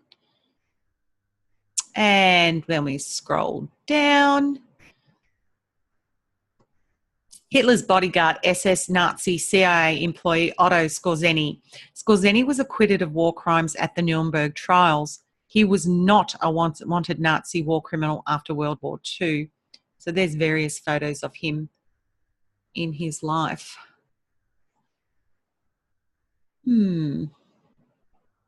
And there's the photos of the rest of them. Galen in 45, 69, 74, and 2003, aka Hank Janowitz. And then we have Hitler and Skorzeny still alive, 1997. For information, William Coates, the oldest man in America, died in 2004 at 114 years of age.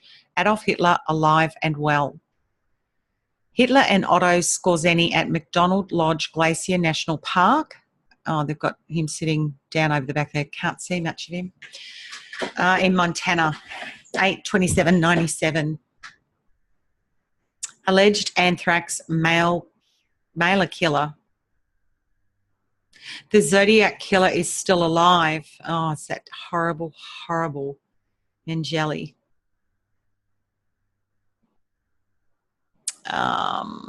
That's the identikit, I suppose, 1974, 79, 2001 in his Zodiac robe. Okay. The Zodiac killer is a wanted SS Nazi war criminal, terrorist, CIA spook, employee who is supposed to be dead. Dr. Joseph Mengele, his American alias is Stephen Ray Bell. He looks much younger than he really is due to a history of facelifts. Doesn't look like he's got a facelift in 2001. He looks horrible. SS Nazi Dr. Mengele, aka the Zodiac Killer, is still alive. Unfortunately for the public, the US government is protecting him and thousands of other wanted Nazi war criminal terrorists. Oh, what have we got here? 1942, Bush family reunion. Never before published photo. Let's have a look. Wow, there's lots of them. And the arrows mean, here we go. George H. Sr., George H. S1, PSB, Preston, and Nikola Tesla. Nikola Tesla had immigrated from Austria to the US in order to fulfill his destiny as the most prolific scientific inventor in history. If the Sherffs, who were trained in espionage for the purpose of providing Hitler with stolen technologies developed in America, were to be of any worth to Hitler's unquenchable thirst for advanced weaponry and world domination, they must be able to penetrate Tesla's inner circle of influence. This mission required deception, stealth, secrecy, and financing. Before departing the fatherland, the Sherffs' public records and family history were expunged. Except for Otto Skorzeny's personal photo collection, an unforeseen flaw in their plan. Until this writing, not much was known about GHS1 and Prescott Bush. His first obligation was to omit any reference to a middle name, so the H was dropped. Then, in order to confuse the issue and prevent anyone from tracing his roots back to Germany, an F was added to the end of the Sherff surname. These two steps made genealogical research in Germany extremely difficult, if not impossible altogether. In German genealogical records and databases, the spelling of Sherff, two Fs, is very rare. However, in the United States, the opposite is true. The double F spelling is quite common, so common that there exists but one record of George Sherff ever arriving in the US. Since Otto Skorzeny's familiarity with the Sherff family was usually in the context of espionage, he always assumed the spelling to be Americanized, to be the Americanized version, which was also the published version in writings about Nikola Tesla. Skorzeny, however, did remember Prescott Bush's middle initial H. What history is there of GHS1 PSB once he left Germany on his own, outside of his relationship with Nikola Tesla and the Union Sulphur Co.? The first record appeared in the Annual Journal of the House of Representatives, AJHR, from Wellington, New Zealand. for the year 1913 and ending March 31st, 1914. And there's a reference number 26 for that. Sherffs signed on with the SS Surrey, a steamship that transported arms, soldiers, cash, and probably illegal drugs. The AJHR contained a report about a major insurrection on the ship, and numerous crew members were charged with assault, insubordination, dereliction of duty, and other lesser charges. Able seamen, GHS-1 and PSB, with 2 Fs, was charged with insubordination, then convicted and sentenced to an 11-shilling fine, a rather hefty sum in 1914, or 2 days in jail. It was not mentioned as for which penalty he ultimately paid. The timing of this concealed event curiously corresponds with the first year of GHS-1 PSB's proclaimed attendance at Yale University. Evidently, the New Zealand House of Representatives and the New Zealand Maritime Museum both felt the conviction of George Sherff, able seaman, was a significant event in maritime history, which resulted in its publication, not only in the annual journal of the House of Representatives, but also on the New Zealand Maritime Museum's own website. No age was given, though a safe estimate would place him in his late teens to early 20s. After his 1-year career on the SSS Surrey, GHS-1 Preston disappeared from the New Zealand shipping manifests. The seafaring career of Preston Bush found new life in the Hamburg America line owned by Brown Brothers Harriman and Company, and aided by credit arranged through George Herbert Walker, GHW, Prescott Bush's future father-in-law. His name, with 2 Fs, appeared on numerous shipping manifests on the cruise list during 1920 and 21, travelling from Hamburg, Liverpool, and the British West Indies. GHS-1 PSB had been progressively promoted from able seaman to second mate, junior first mate, and first officer. Many of his documented voyages were on the SS Mount Clay, which departed regularly from Hamburg, Liverpool, and ports in the West Indies and South America. One significant voyage, where did I get that? Oh, there I am. Which departed from Liverpool on January 20th, 1915, and arrived in New York on January 30th, was aboard the SS Arabic. Its passenger on line 1 of the manifest, presented to the INS at Ellis Island, was George Sherff, German citizen from Dolichst, I can't pronounce that. Dolichst is a small village south of Leipzig, Germany, and was not too distant from the hometown of Martin Bormann, who later became Hitler's second-in-command. This official US government document, to the inevitable chagrin of the INS, the FBI, and the CIA, establishes a regional connection between the George H. Sherff family, Martin Bormann, Joseph Mengele, Reinhard Gehlen, and Skorzeny, see photo, sets the pre-World War II connection between the Sherffs and these known Nazis into concrete. This single document, obviously missed in the frantic effort to expunge all records of Nazi spies, went unnoticed until I discovered it in 2007. See the photo Skorzeny produced in which he identified the aforementioned Nazis, including himself, in the family of George H. Sherff Sr., the illegal immigrant, German-born accountant of Nikola Tesla. The photo is published in Eric Orion Berman's book, The Bush Connection, and it's at bushconnection.com, and there's a picture, could be the cover. Very interesting.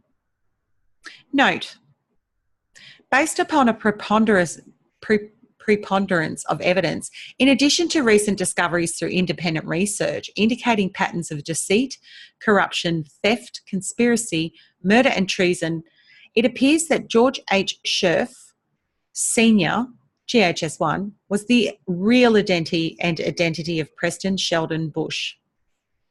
Even Skorzeny bought the story of George H. Sherff Jr. GHS2 was GHS1 PSB's adopted son. In effect, GHS1 PSB was a double agent who worked primarily on behalf of the Nazis' SS apparatus that controlled the German central banks, who, in turn, controlled their counterparts on Wall Street and in London. GHS1 PSB stole Nikola Tesla's technology and, according to Skorzeny, robbed Tesla blind. The Nazis of the Third Reich, determined as they were to deceive the world in their pursuit of world domination, made some mistakes. Their carefully crafted plan had its own shortcomings despite their best efforts. Inevitably, greed became the hidden enemy. Not only was Tesla's technology stolen, but the governments of Germany, Russia, and the United States benefited by covertly weaponizing his most advanced inventions and then turning that technology on the peoples of the world. George Sherff, described in books, newspaper and magazine articles, and in biographies distributed throughout the scientific community as Tesla's trusted associate, accountant, and sometimes secretary, stole his inventions, sold them to the Union Banking Corporation, the UBC, through his vice presidency and directorship under the alias of Preston Sheldon Bush, to be forwarded to Paul Wahlberg, banker, Fritz Thyssen, industrialist, and I.G. Farben, the largest conglomerate of chemical companies in the world, the latter two being industrialists loyal to Hitler's Nazi Party. GHS1 PSB's position as auditor with the Union Sulphur Company was no accident either. The company's president, German chemist Hermann Frasch, provided GHS1 PSB with the perfect opportunity to advise him about Tesla's patents and their financial worth, as well as being a conduit to the oil-rich Rockefellers for whom they both worked. From his teens to his mid-20s, GHS1 PSB had gained valuable experience in learning about the shipping industry. His hands-on experience in transporting soldiers, arms, drugs, and large amounts of stolen cash would become the trademark of his family, as in the Bush family legacy today. And the Sherffs were no strangers to murder, as in the case of Nikola Tesla's demise, which was admitted by Skorzeny in part 1 last month. GHS1 PSB mentors in the Wall Street banks knew of his double identity too. After all, many of them had gone through a similar process of assisted immigration, false documentation, and assimilation into American society. They equally profited from the business they conducted with SPB and his association with Buckeye Steel Castings, Remington Arms, through his position as chairman of the War Industries Board, the Harrimans, Kuhn, Loeb and Company, JP Morgan, the Rockefellers, and GHW.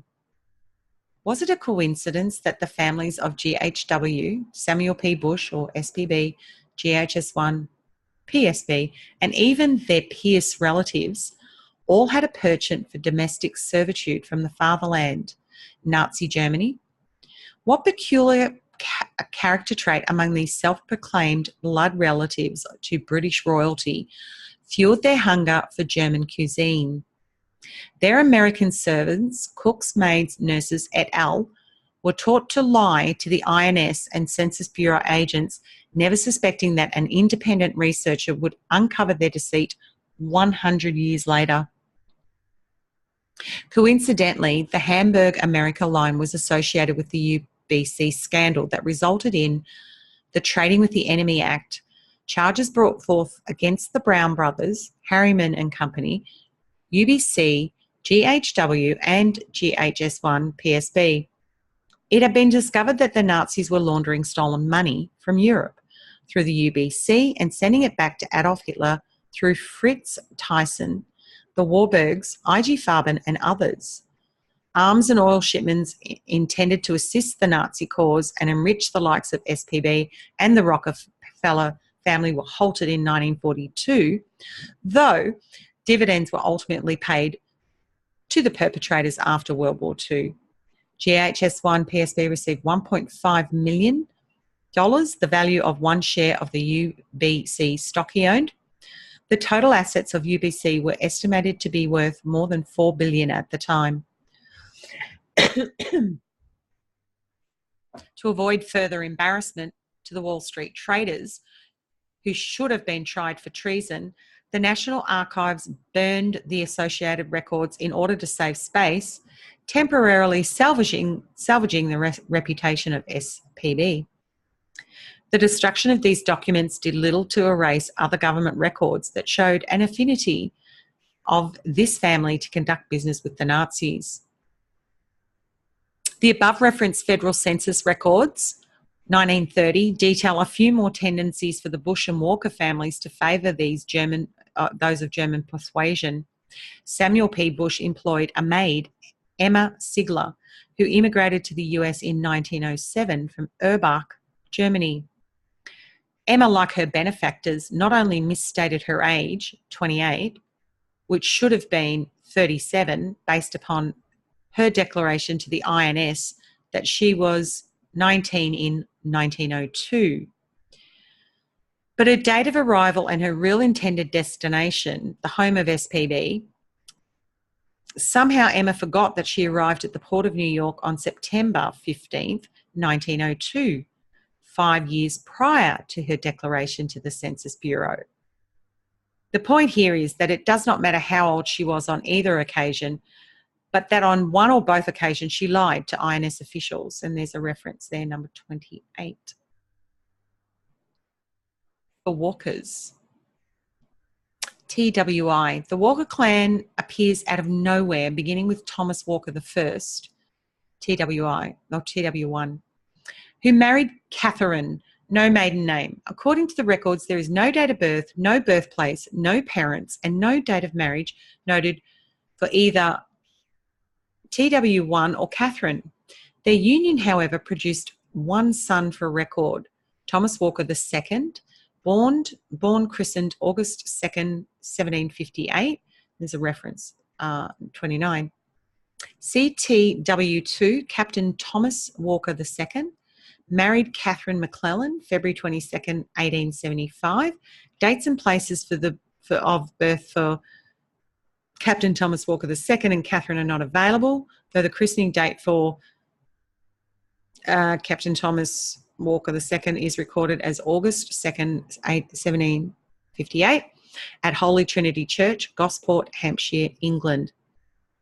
The union between Captain Walker and Catherine produced one child, William Thomas Walker. Sorry, not William. I'm getting all tongue-tied with all these names. Thomas Walker III, born October 14th, 1787. And there's a reference to that at number 30. It is interesting that TW1 and CTW2 both married a Catherine, and neither had birth dates nor places of birth. Catherine didn't even have a maiden surname. Apparently, neither Catherine nor her presumed daughter-in-law, Catherine, had parents, though both were supposedly born in England.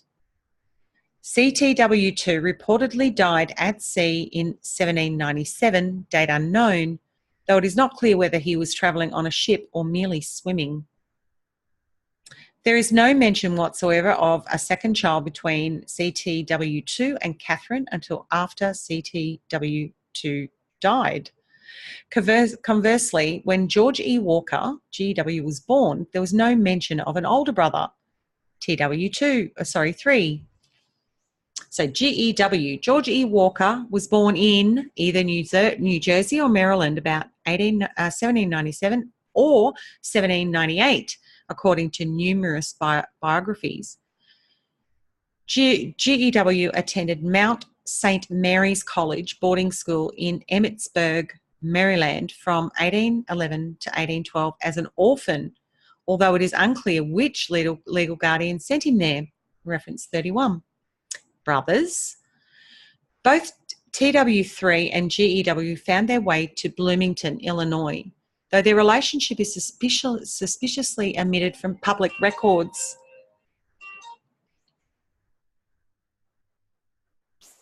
Sorry, that was just my phone going off.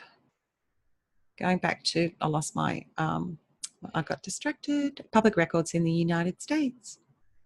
Was it so that no one would ever discover this royal secret, that Catherine and Catherine were one and the same and bore CTW2 with TW1 and then coupled with her own son, CTW2, to produce TW3? Wow, that's confusing.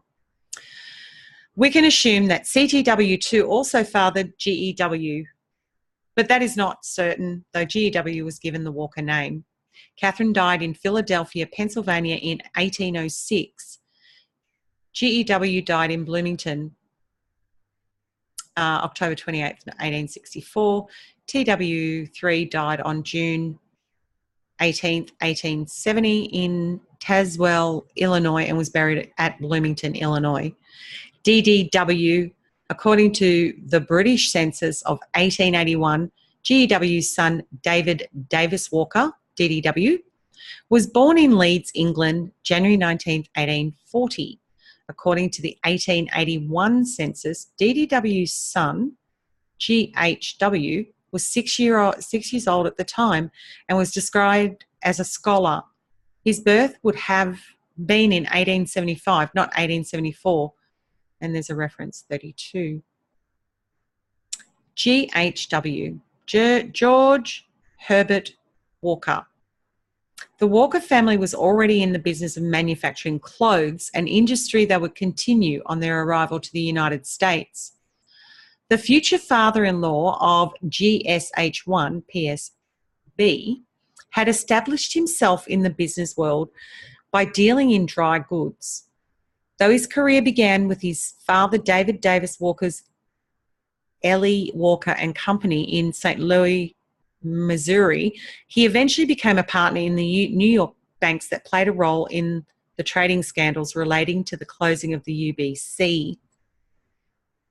Let's scroll up. Census records from 1900 to 1900, 1910, 1920, and 1930 reveal a suspicious but recurring pattern with those who conducted business with the Nazis. The memory lapses that plagued the paternal side of the Bush clan became contagious and spread to GSH1, PSB's in-laws as well. For example, in the 1900 US federal decennial census, GHW declared his father was born in Missouri and his mother in Missouri, and there's a reference, 33. However, in the 1910 US federal decennial census, his father was born in Maryland and his mother was born in Missouri, reference number 34. The wily GHW declared in the 1920 US federal census that his father was born in Maryland and that his mother now, too, was born in Maryland, reference 35. As if to dispel his own confusion, GHW came full circle in 1930 during the US federal decennial census and once again claimed his parents were both born in Missouri. Whether GHW's parents were born in Missouri, Maryland, or both is not the issue. The real issue is that his father, DDW, according to a biography at wikipedia.org, was born and reared on his parents' farm near Bloomington, Illinois, reference number 37. Surely DDW must have mentioned his upbringing to his son, GHW, that is, if GHW was really his son. It took GHW 20 years to realise that his mother, Martha Adela Becky, was born in Emmitsburg, Maryland. That is, if she was really his mother. Number 38. This is incredible. My head is spinning with names, and the facts behind GHW's census declarations speak for themselves. Although the story does not end here, such sloppy genealogical record keeping is hardly befitting anyone claiming to be in the bloodline of the British Crown. The biographies of GHW agree that he was born on June 11th, 1875. Why would he claim to the Census Bureau that he was born in 1874? Not once, but twice. Sorry, not once, not twice, not thrice, but 4 times. Surely he must have known the correct date of his own birth.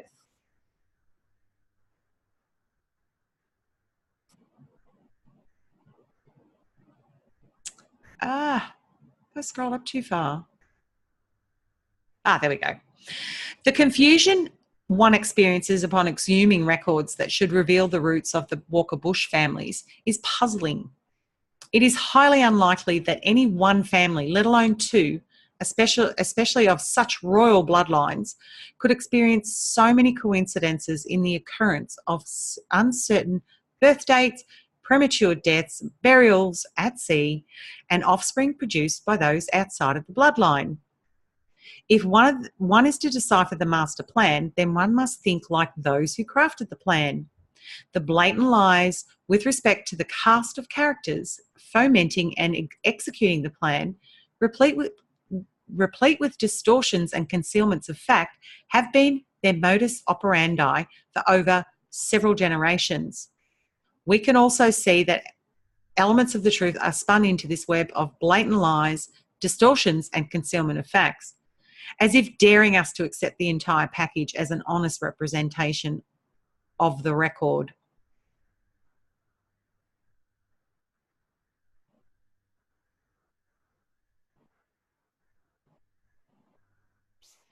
Bushes, Walkers, bankers, and Nazis, and the Vatican. The Wall Street bankers had already established their connections with their counterparts in Europe, the Rothschilds, the Warburgs, and the Bank of England. These relationships were fortified with a series of events that gave G.H. Walker & Co., Walker's investment firm, the international prestige GHW sought. After spearheading the organisation of the 1904 World's Fair in St. Louis, George H. Walker eventually became the president of the W.A. Harriman & Co. investment firm and assisted Averell Harriman in acquiring the Hamburg America line. This shipping company, with the aid of the most corrupt New York bank, almost single-handedly was responsible for the infiltration of Nazis into the US, both before and after the war. Today, it is obvious that total cooperation was secured by gaining complete control of the New York Port Authority, the Immigration and Naturalization Service, and key posts and persons all the way to the top in US government. With the level of protection afforded the Hamburg America line, money could be shipped to the UBC and Brown Brothers, Harriman, ultimately to be laundered and then returned to Hitler in Germany. But the Nazis were not the sole beneficiaries of the loot. The Nazis were the pawns for the far more sinister authority, the Vatican, the Society of Jesus, Jesuit Order, and the Black Pope. Weapons for waging of wars could easily be transported back to Germany and other ports throughout Europe. As previously mentioned, Samuel P. Bush, as director of the War Industries Board, WIB, was able to secure contracts for the Rockefellers, J.P. Morgan, Kuhn, Loeb and Company, Brown Brothers Harriman, Union Banking Corporation, George Westinghouse and other wealthy industrialists who profited from arms dealing to both sides of each war the WIB orchestrated.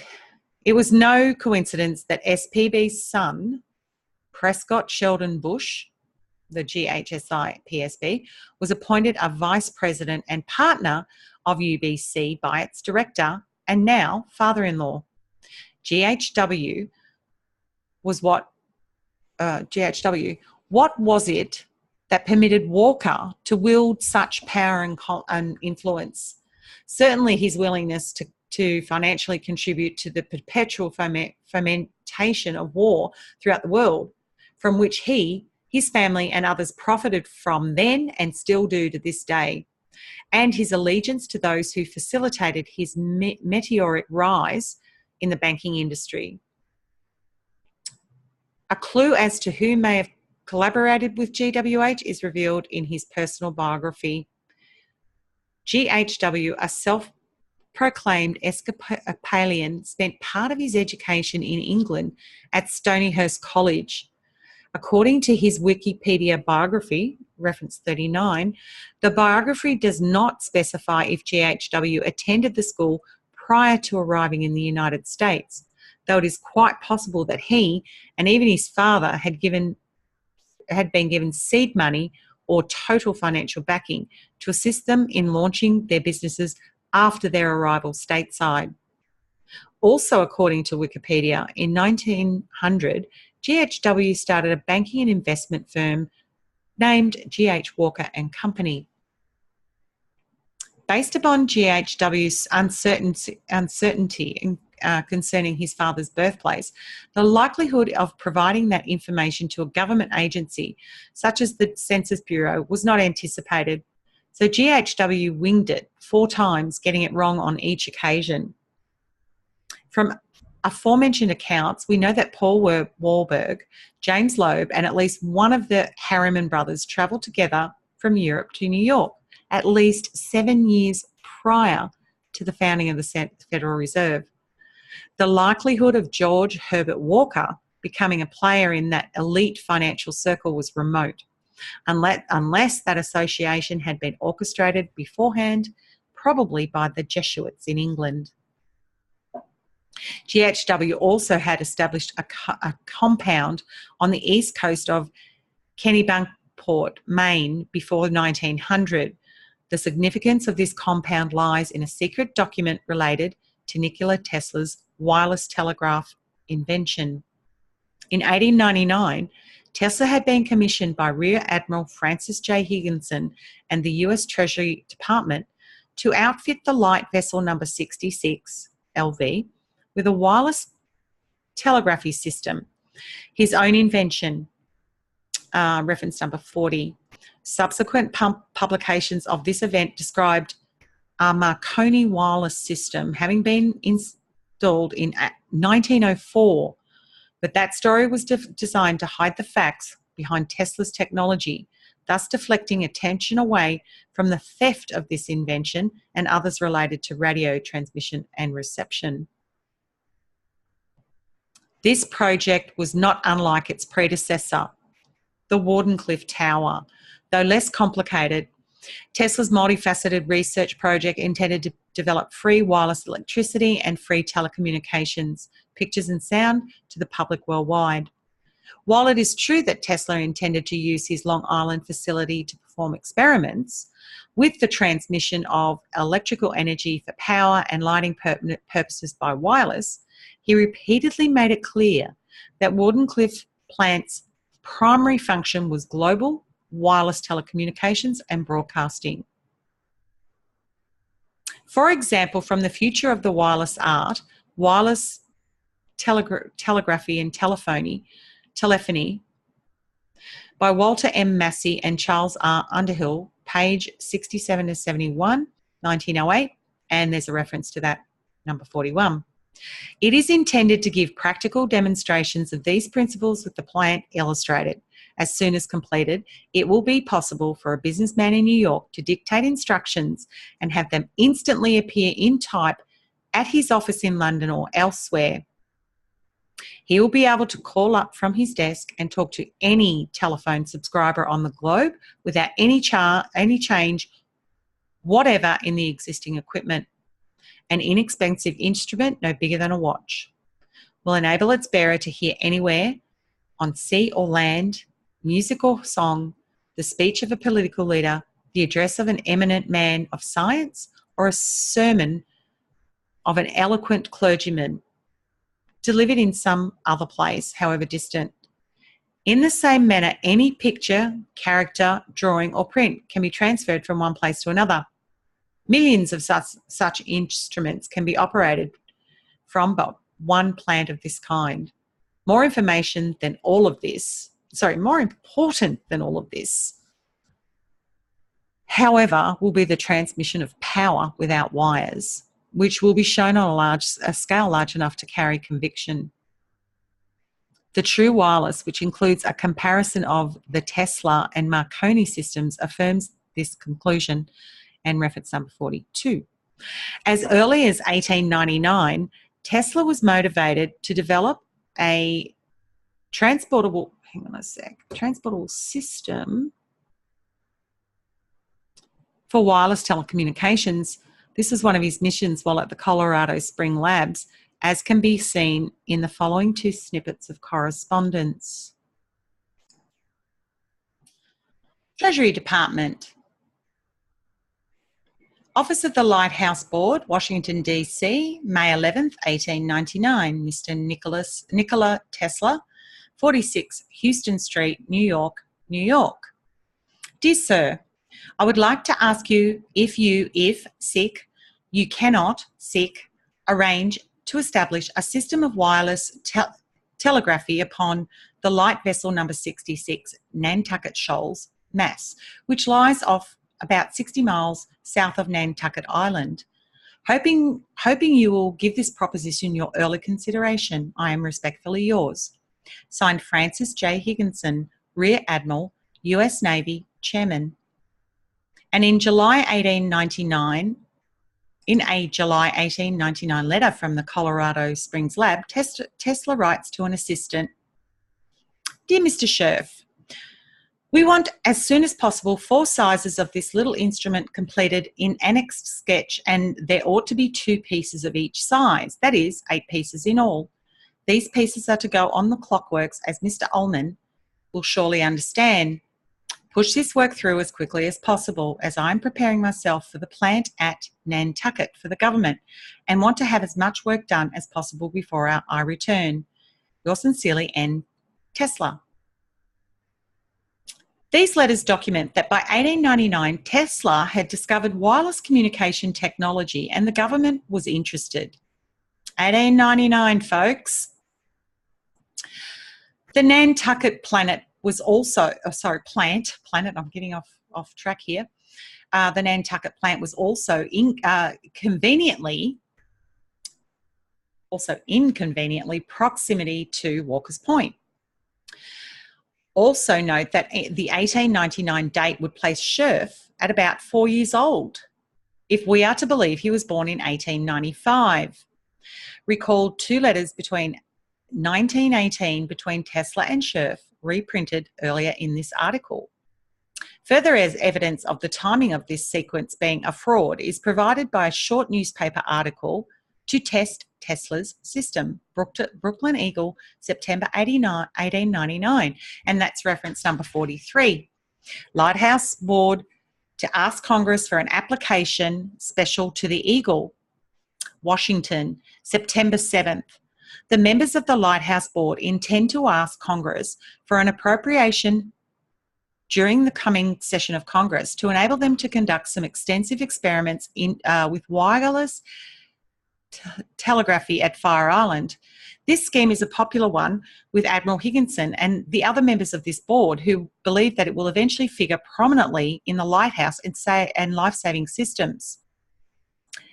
Admiral Higginson has already had some correspondence with Tesla, the electrical expert, and others in New York who are interested in this subject, and it is possible that some semi-official tests may take place this fall. The members of the board will work from either Nantucket or Fire Island and the mainland. The greatest difficulty now is is lack of funds, no appropriation being available for experiments of any kind. It is possible that in 1917 Tesla was receiving heavy fire, but it certainly wasn't from his own gun. The last sentence in the quotation above is not only ambiguous, it is misleading. The relevance to the original request by Admiral Higginson is not only suspicious, the document has been edited with a date insertion some 18 years after its original publication. Biographers concur that Tesla did not trust governments or their minions. It is suspected that Tesla, whose vision was unlimited free wireless power and wireless communications for all mankind, compartmentalized his research and notes to frustrate the ill-intended efforts of government and industry to steal his discoveries. Tesla was not paranoid. The Nazis and the Americans and Russians were covertly receiving his technology, while the New York bankers and their shipping partners profited immensely. The Walker's Point compound at Kennebunkport, Maine, likely served as a secret port for the smuggling of documents, weapons, cash, and spies due to its clandestine location. Editor's note: notice how the Tesla technology described in the 1908 excerpt from The Future of the Wireless Art mirrors our contemporary wireless reality. Note also how modern wireless is not free. It is harnessed, collected, regulated, metered, and available for a fee and subject to taxes and censorship. You bet it is. Records show the property was purchased in 1899 by GHW, though the main house was not built until 1903, when Paul M. Wahlberg first came to the US. The location of Walker's Point was suitable for the logistics GHW would soon conduct on behalf of his Jesuit mentors at Stonyhurst College. Centuries of research has consistently reinforced claims that the Jesuit order has been advancing an evil plot for world domination since its founding in 1540. Following is my overview of that research as it pertains to the creation of our 41st president. The Jesuits. Stonyhurst College is known as a Catholic institution with a primarily Jesuit influence. The college boasts of its association with the Society of Jesus. The Society of Jesus, or the Jesuits, proclaims its service to the Vatican and to mankind by assisting the downtrodden through education. Reference number 44. Further investigation reveals that the Pope is covertly controlled by the Superior General of the Society of Jesus, Peter Hans Kolvenbach, the Black Pope. The General Curia, administrative offices where Jesuit business is conducted, is located in Rome, more specifically within the Vatican.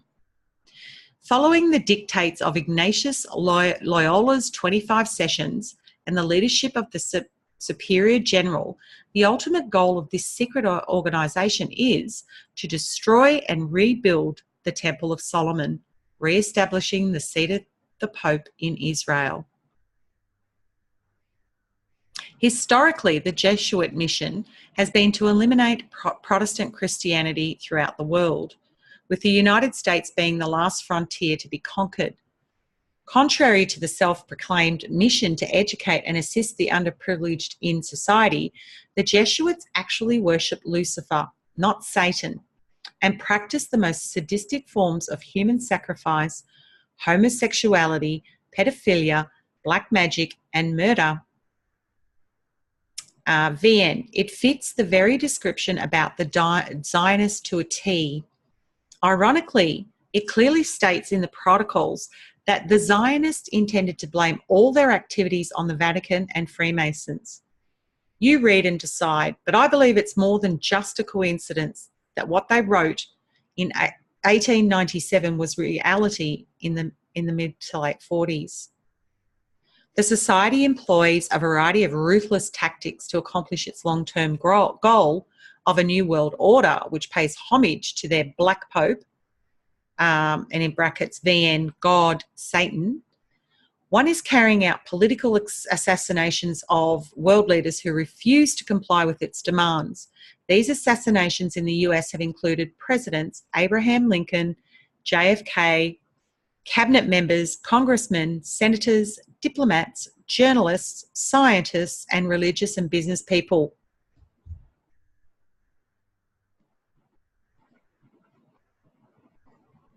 For the purposes of obfuscation and maintaining a spirit of compliance, the Society of Jesus employs and finances the services of the NSA, DHS, FEMA, OSS, ONI, FBI, CIA, DIA, DEA, the Pentagon, the Department of Defense, NASA, the Federal Reserve, the Internal Revenue Service, the Congress, and other federal agencies as deemed necessary. VN, I would have to see documents proving this one before I believe it. Propaganda and disinfo at its finest. We are getting used to that and recognise it right away from experience. Foreign military and intelligence agencies under their control include the German SS, Deutsche Verteidigungsdienst, Underground Abwehr/DVD, the British MI6 and MI5, the Israeli Mossad, NATO, Interpol, the KBG, the Chilean DINA, and even the United Nations, to name a few. Assassinations are carried out by the aforementioned intelligence agencies and their mafia partners in the drug and gambling trades, often with collateral assistance from the Knights of Malta, the Freemasons, the Knights of Columbus, and Propaganda Jew, P2. Such was the case in the assassination of President John F. Kennedy and some former popes. Political leaders, whether duly elected or corruptly appointed, are replaced by dictatorships favourable to the society, not our society. Those governments with concordats are allowed to subsist without threat of war through that policy, though that policy often changes when revolutionary movements begin to receive international recognition. Often the simple refusal to allow the society to reap the profits of the illegal drug trade is enough to spark a civil war or a clandestine paramilitary incursion. The society considers declaring one's individual sovereignty, freedom of speech, freedom of religion, and civil rights to be the anathema to its doctrine, while seeking to crush Protestant Christianity, the basis for the creation of the United States. The dismantling of the US government is the key to their ultimate success in the creation of the New World Order. GHW was obviously recruited to assist the Jesuits, VN, the Zionists, with their long-range plans, and as a result, and those with whom he did business, profited immensely from his cooperation in the Jesuits' plans. Remote control of the Jesuit apparatus is maintained throughout the establishments of banks, churches, foundations, and institutes of higher education in foreign countries. Fordham University, a Jesuit institution, controls the Vatican's top official in the US, John Cardinal O'Connor, Archbishop of New York at St. Patrick's Cathedral. The banks. Numerous researchers have determined who controls the governments of the world and how this control was established and still maintained today. I have plenty of evidence of that on other videos. I want the world plus 5%, all of the financial tyranny videos. Have a listen. Contrary to the feel-good biographies published on government-sponsored websites, in specially commissioned literary works and propaganda-laden school books, the central banks of New York City played a crucial role in betraying the United States government and its citizenry. The sponsorship and control of such institutions is intended to remain shrouded in secrecy. Yet the writings of G. Edward Griffin, The Creature from Jekyll Island, Webster Tarpley and Anton Chaikin, George Bush, The Unauthorized Biography, and Kevin Phillips, American Dynasty, to name a few, have not only exposed the conspiracies designed to overthrow the American government and establish a new world order, they have laid the groundwork for new research. Those who are quick to charge conspiracy theory or unjustly claim that such exposés are attacks on one's religious beliefs only assist the above-mentioned charlatans in achieving their ultimate goal, world domination.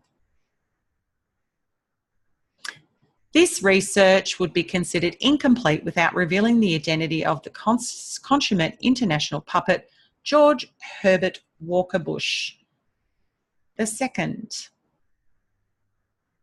Skorzeny was emphatic when he made the seemingly outrageous claim that George H. Sherff Jr.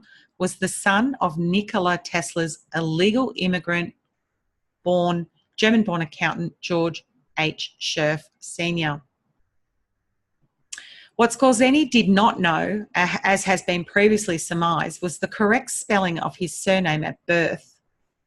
Skorzeny, having been Adolf Hitler's bodyguard, would have known anyone Hitler knew. It was his job.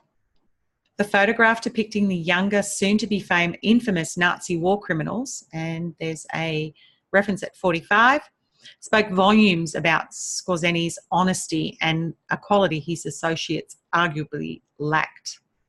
Chances are that Skorzeny never actually met GHSI PSB, so he would not have recognised that GHS1 PSB was operating as a double agent for the Nazi Party.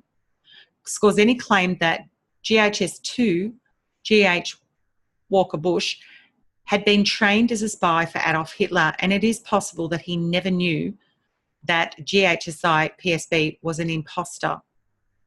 Neither Hitler nor GHSI PSB would have risked such a disclosure. The story about GHS2, George H.W. Bush, having been adopted by GHSI PSB bears out this fact. The photographs which Skorzeny produced as proof were taken in an alpine setting common to the Northern Alps. The architecture within the Sherff home and outside the home, from a second photo, are reminiscent of the same region of East Central Germany. How is it then that Adolf Hitler recruited the Sherffs for such a daunting task? He was known to have spent time in Berlin, Munich, and other large cities, both in the military and during political campaigns. The plot to enlist the Sherffs was carried out in Dolisch, some 20 miles south of Leipzig.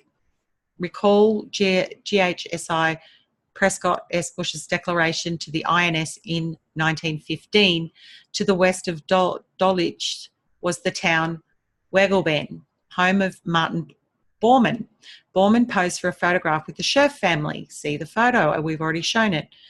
46, reference 46, along with Skorzeny and Joseph Mengele, on occasion facilitated by the roles they were all to play as members of Hitler's SS. All three assisted in the training of the Sherffs, who were neophytes in espionage at the time. The family of GHSI Prescott Bush, however, was not originally from Dolisch. They were from Cuxhaven region of northern Germany, a seaport town near Hamburg.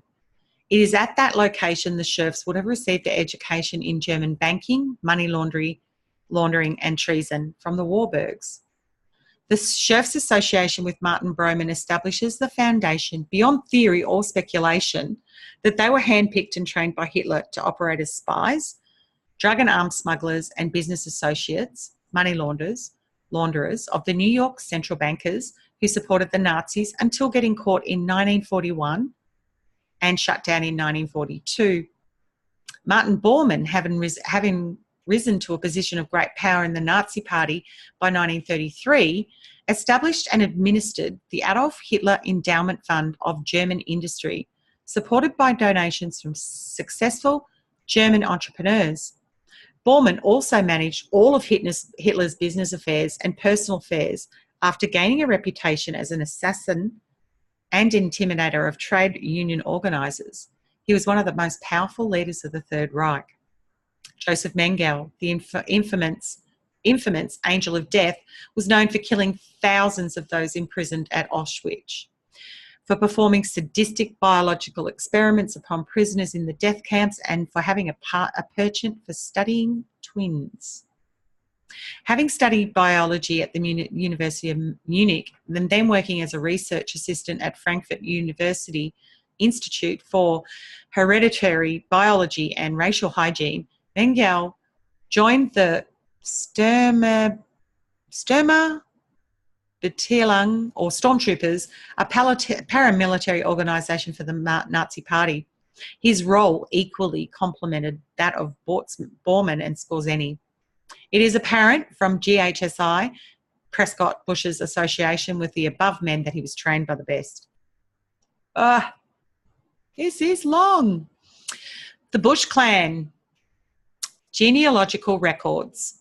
The published biographies of GSS 1, 2, and George W. Bush, son of Preston Bush, claim that he was born in Milton, Massachusetts on June 12, 1924.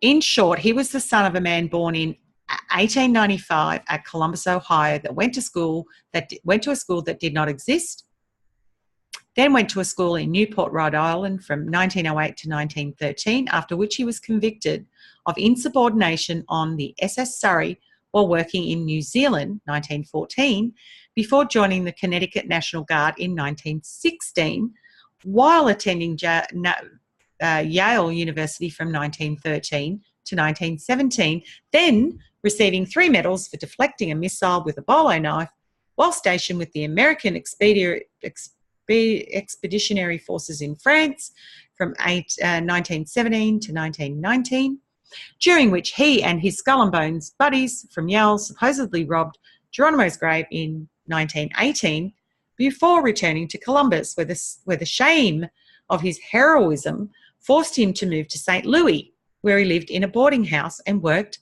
as a warehouse clerk or general manager of a hardware company, until his marriage to Dorothy Walker at Kennebunkport, Maine in 1921, only to return to work for a few months as a salesman for Hupp Products Company, a rubber company owned by Sam P. Bush in Columbus, Ohio in 1923, before accepting a sales position with a rubberized golf spike manufacturer, Stebbin Products Company, also owned by his father in Braintree, Massachusetts, for 7 months, only to move to Greenwich, Connecticut, where he began his career with Union Banking Corporation and his father-in-law, George H. Walker. Wow, he did a lot. He packed a lot into those very few years while he was doing school and visiting New Zealand and he did a lot. Geez, in different places all over the world at the same time. By calculating the dates contained in the census below, more anomalies appear in the Bush family history. In general, rounding off the ages of one's children is common practice among adults. The children, wanting to be specific about their exact age, will tell you. The ages of Prescott Bush's children are all rounded off to the nearest year, with one exception, Nancy. Someone in the Bush family, most likely Nancy herself, stated her exact age of 4 years and 7/12 to the census taker, an unusual way for an adult to express his or her age. By adding 7 months from February 4th, we arrive at the approximate date the census was taken, September 4th, 1930. The actual year the census was taken, and there's a reference to 47. When we calculate the age of Walker, was that his preferred name, who was born on June 12th, 1924, his age should be 6 years, 2 months. The census says age 5. Walker, whoever he is, has suddenly become 1 year younger. Recall Scorsenzi's contention that GHS2, George H.W. Bush, was Prescott Bush's adopted son. Prescott Bush, born on May 15th, 1895, also has become 1 year younger when he should be age 35. The above reference errors are attributable to Prescott Bush, not his children. Below is excerpted from the 1930 Connecticut U.S. Federal Decennial Census, Fairfield, Co. Greenwich. And you can see. Prescott the elder was a banker. This one census report contains numerous anomalies. The incorrect age of husband, Prescott Bush, it should be 35, not 34, according to biographical declarations. The incorrect age of wife, Dorothy, it should be 29, not 28. The erroneous birthplace of Prescott Jr., which is declared in biographies to be Columbus, Ohio, not Maine. The listing of Walker as the child who should have been listed as George H.W. Bush. Walker's age, which should be 6 years, 2 months, not 5. The absence of a birthplace for Nancy Bush in this official record and all other known biographical sources. 7, the birthplace of Prescott Bush's father, Sam Bush, it should be Brick Church, New Jersey, according to biographical accounts, even though there is no such town as Brick Church, brick church. One second.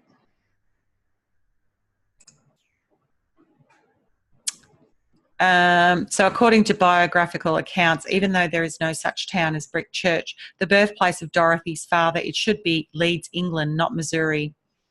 After the 1930 census, Prescott Bush had two more sons, Jonathan James Bush, JJB, May 6, 1931, birthplace unknown, and William Henry Trotter Bush, WHTB, July 14, 1938, Greenwich, CT, and there's a reference 48. Again, we find that JJB, a banker, like some of his relatives, had no declared or accurate place of birth. Where would one begin looking for such records? The Jonathan James Bush biography posted at wikipedia.org mentions his graduation from Hotchkiss School, though his name is not included in the list of notable alumni. At the Hotchkiss website linked through Wikipedia 49. A link found on the Bush biography page at Wikipedia lists the birth of JJP, again with no birthplace, with a link which returns to the original biography. Genealogical data is absent from other reliable sources, and the most comprehensive of databases, FamilySearch.org, declares that no such records exist. Following in his father's footsteps, JJB was fined in 1981 for securities violations. In Massachusetts and Connecticut, JJB was busted again in 2004 when Riggs Bank, of which he was a director, was fined $25 million for attempts at thwarting a money laundering investigation of the firm. The misleading birth records of the Bush family permeate each generation, whether examined before or after Prescott Bush's generation. For example, the family biographies claim that SPB, Prescott's father, was born at Brick Church, New Jersey in 1863. Brick Church is not a town. It is a church. There also exists a Brick Church train station, a Brick Church plaza, and of course, the Brick Church clubhouse. Now, should the family now claim, due to this recent revelation, that he was born in the church, that would be as untrue as the genealogical data posted on hundreds of websites and published in countless literary works. The station was built after the church, as was the plaza. In fact, the Brick Church, actually in East Orange, New Jersey, was built in 1878, 15 years after his proclaimed birth date, and not in Orange. In his 1997 book, George Bush, The Life of Lone Star Yankee, author Herbert S. Parmet, a history professor at the University of New York, made a noble but inconclusive attempt at rectifying the fable about SPP's birthplace, declaring it to be Orange, New Jersey, not quite the same spelling as Brick Church, and there's a reference number 50 for that. References continue. In the words of GHS 2, George W. Bush, H.W. Bush, in reference to his father's early schooling, Douglas's public school was somewhat of a melting pot. We had a very large Negro population. We had a very large German population. In fact, he explained, we had representatives in almost every ethnic group in the public school.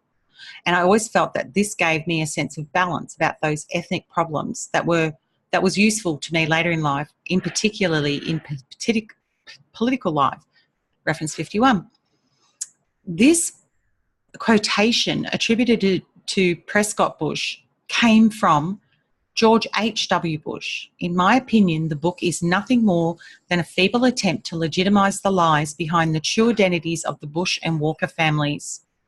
Accounts of the Ohio Historical Society differ from these reminiscent Bush family explanations. More specifically, Samuel Prescott Bush had served as a director of the Federal Reserve Bank of Cleveland and was a Democrat. Reference number 52. Two facts that belie the Republican family portrait and pretend his and Prescott's involvement with the Nazis before and during World War II. Researchers attempting to investigate the activities of Sam Bush in the National Archives were told that his records were burned to save space. Despite the loss of the National Archive records of Sam Bush, there remains sufficient proof that the whole family on both paternal and maternal sides was not only sympathetic to the Nazi cause, but were traitors. They are clearly not Americans, they are Nazi infiltrators. GHS2, GHW Bush again. Well before the end of World War II, Admiral Willem Canaris, head of the Abwehr Defence Intelligence, decided to make plans to regroup. It had been determined that Germany was to lose the war and the organisation was forced to move underground. Yeah, in Antarctica, I believe anyway. Their long-range plans described in the Madrid Circular, a document discovered after the war, were to covertly infiltrate the United States and eventually take over the country, thus establishing a 1,000-year Reich without firing a shot. The Abwehr HR has since become the Deutsche Verteidigungsdienst, German Defence Agency, DVD. The agency's motto is, "For us, the war is never over." Skorzeni's account of a forged birth certificate, underage enlistment in the Navy, facilitated by his father, and George H.W. Bush's abandonment of his two crew members when their damaged Navy plane was capable of landing, was a chilling revelation describing the darker side of the Navy's youngest pilot.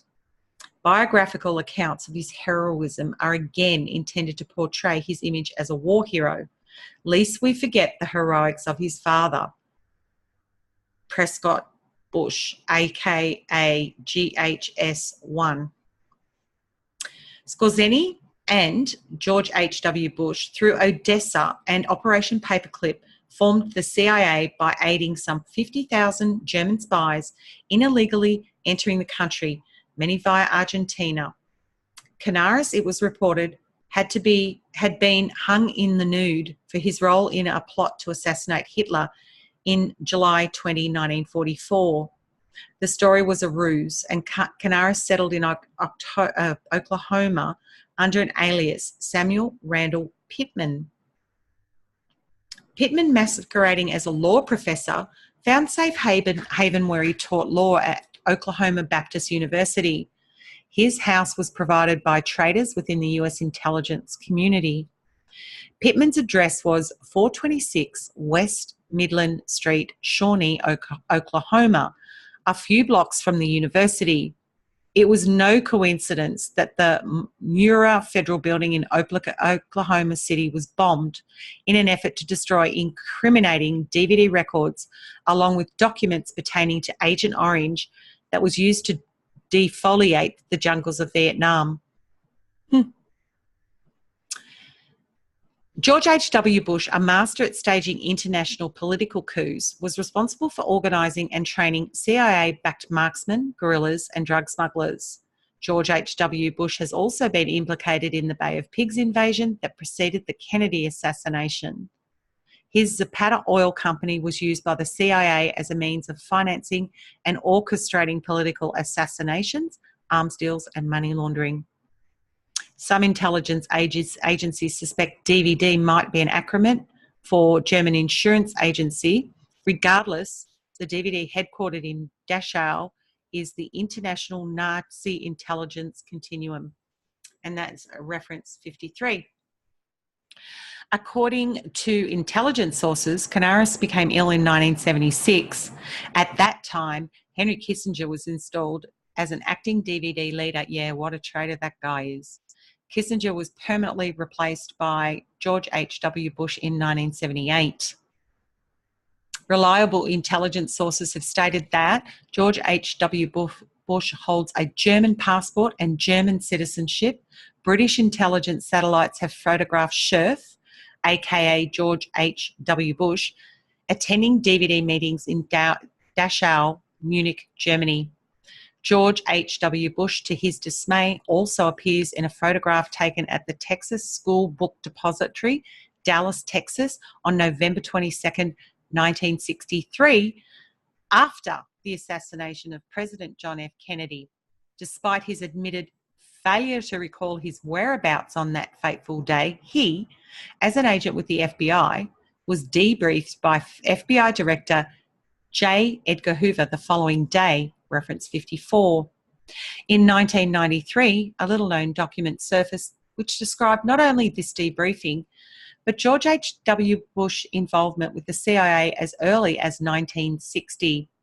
Recall Scorzeni's statement in 1999 that he co-founded the CIA with George H.W. Bush at the end of World War II. Incredibly, another George Bush who worked at the CIA caused the confusion, so that George H.W. Bush escaped suspicion as a participant in the assassination. Again, when the JFK assassination topic resurfaced in the Nixon-Watergate tapes from 1974, there was a recorded discussion referring to photographs that would have implicated the CIA and George H.W. Bush. George H.W. Bush, who had worked on Nixon's election campaign, had also made a telephone call to the Houston office of the FBI after the assassination, attempting to frame James Parrott, possibly a student at the University of Houston, by stating that one James Parrott had been talking of killing the president when he comes to Houston.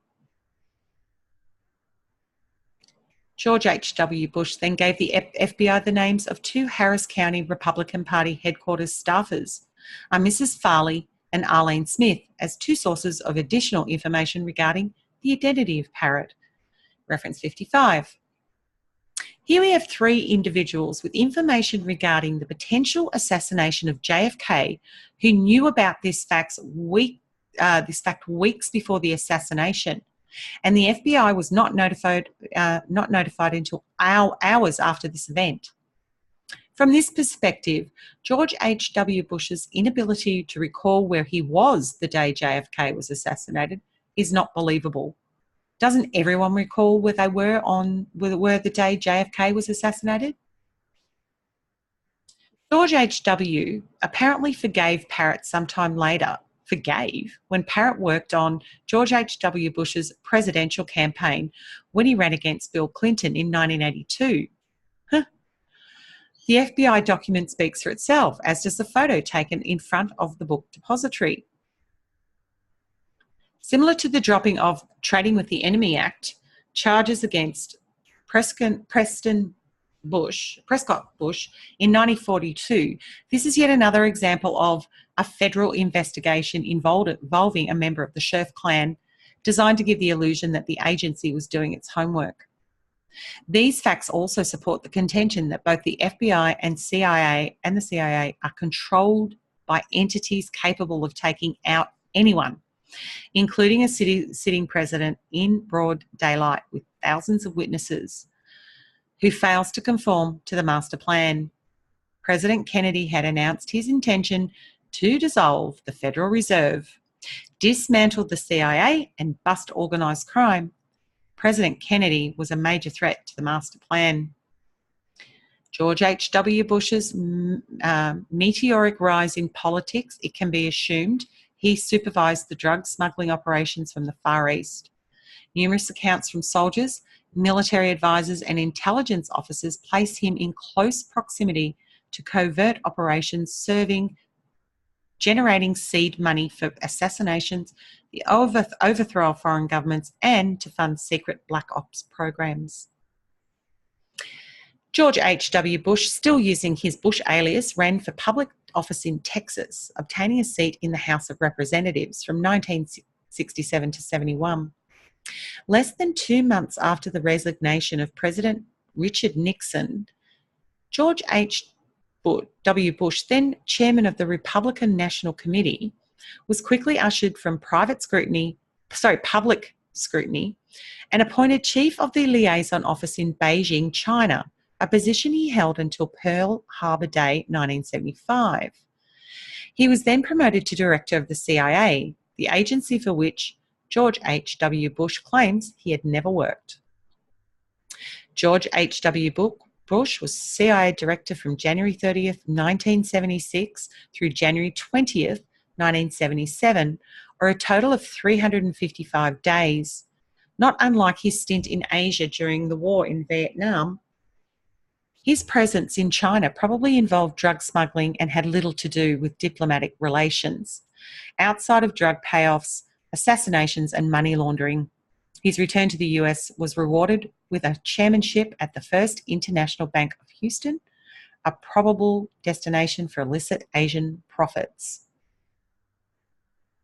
In 1981, George H.W. Bush became the vice president under President Ronald Reagan, and knew of the massive funds gathered by Ambassador Leo Emile Wanters and Mary Trust Group, Inc., under the direction of President Reagan during the financial implosion of the Soviet Union in the late 1980s. George H.W. Bush then became the 41st president in 1989. During his presidency, President President George H.W. Bush travelled to Hong Kong, demanding trillions of dollars from Wanta and his Chinese partner, Hao Kwong Kok. It's reference 56. Hao died of poisoning 10 days later due to their refusal to turn over the money amassed under Presidential Order 12333, which was slated to be returned to the US Treasury. Today, in 2007, the $4.5 trillion tagged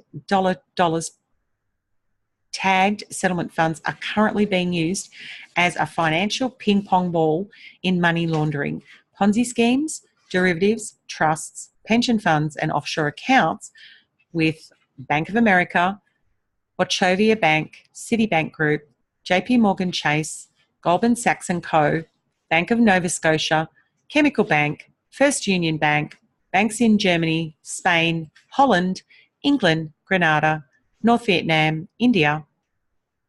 US Treasury Secretary Henry M. Paulson, Department of Homeland Security Secretary Michael Chertoff, a host of cabinet members, former President Bill Clinton, Senator Hillary Clinton, Vice President Richard Cheney, and President George W. Bush taking turns holding the paddle.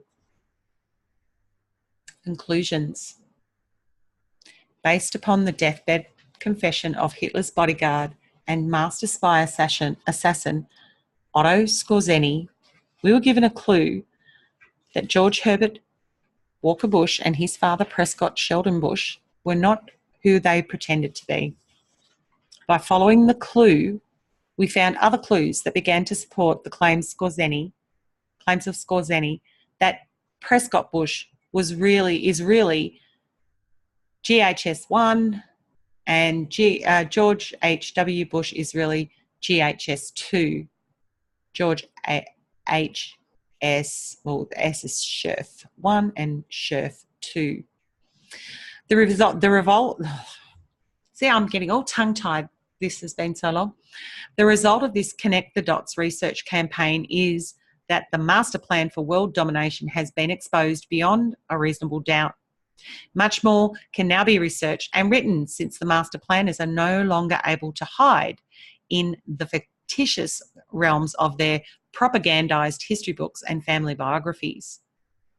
When will those who are sworn to uphold the law do so? When will our so-called American patriots finally find the backbone to confront these realities and demand an end to this madness? Whether we realise it or not, the world is watching America. We will decide what to do about these issues. Will not only determine our fate, but the fate of the rest of the world. So true. Are we to be led like sheep to slaughter? Well, they thought they could. Or will we finally wake up, get mad, and say, enough is enough? And if I could fast forward this wonderful person who wrote this article 3 years, I'd say, we're nearly there. Soon is what I would say. There's all those references. And there was only one comment on that article, but I think it probably deserves more.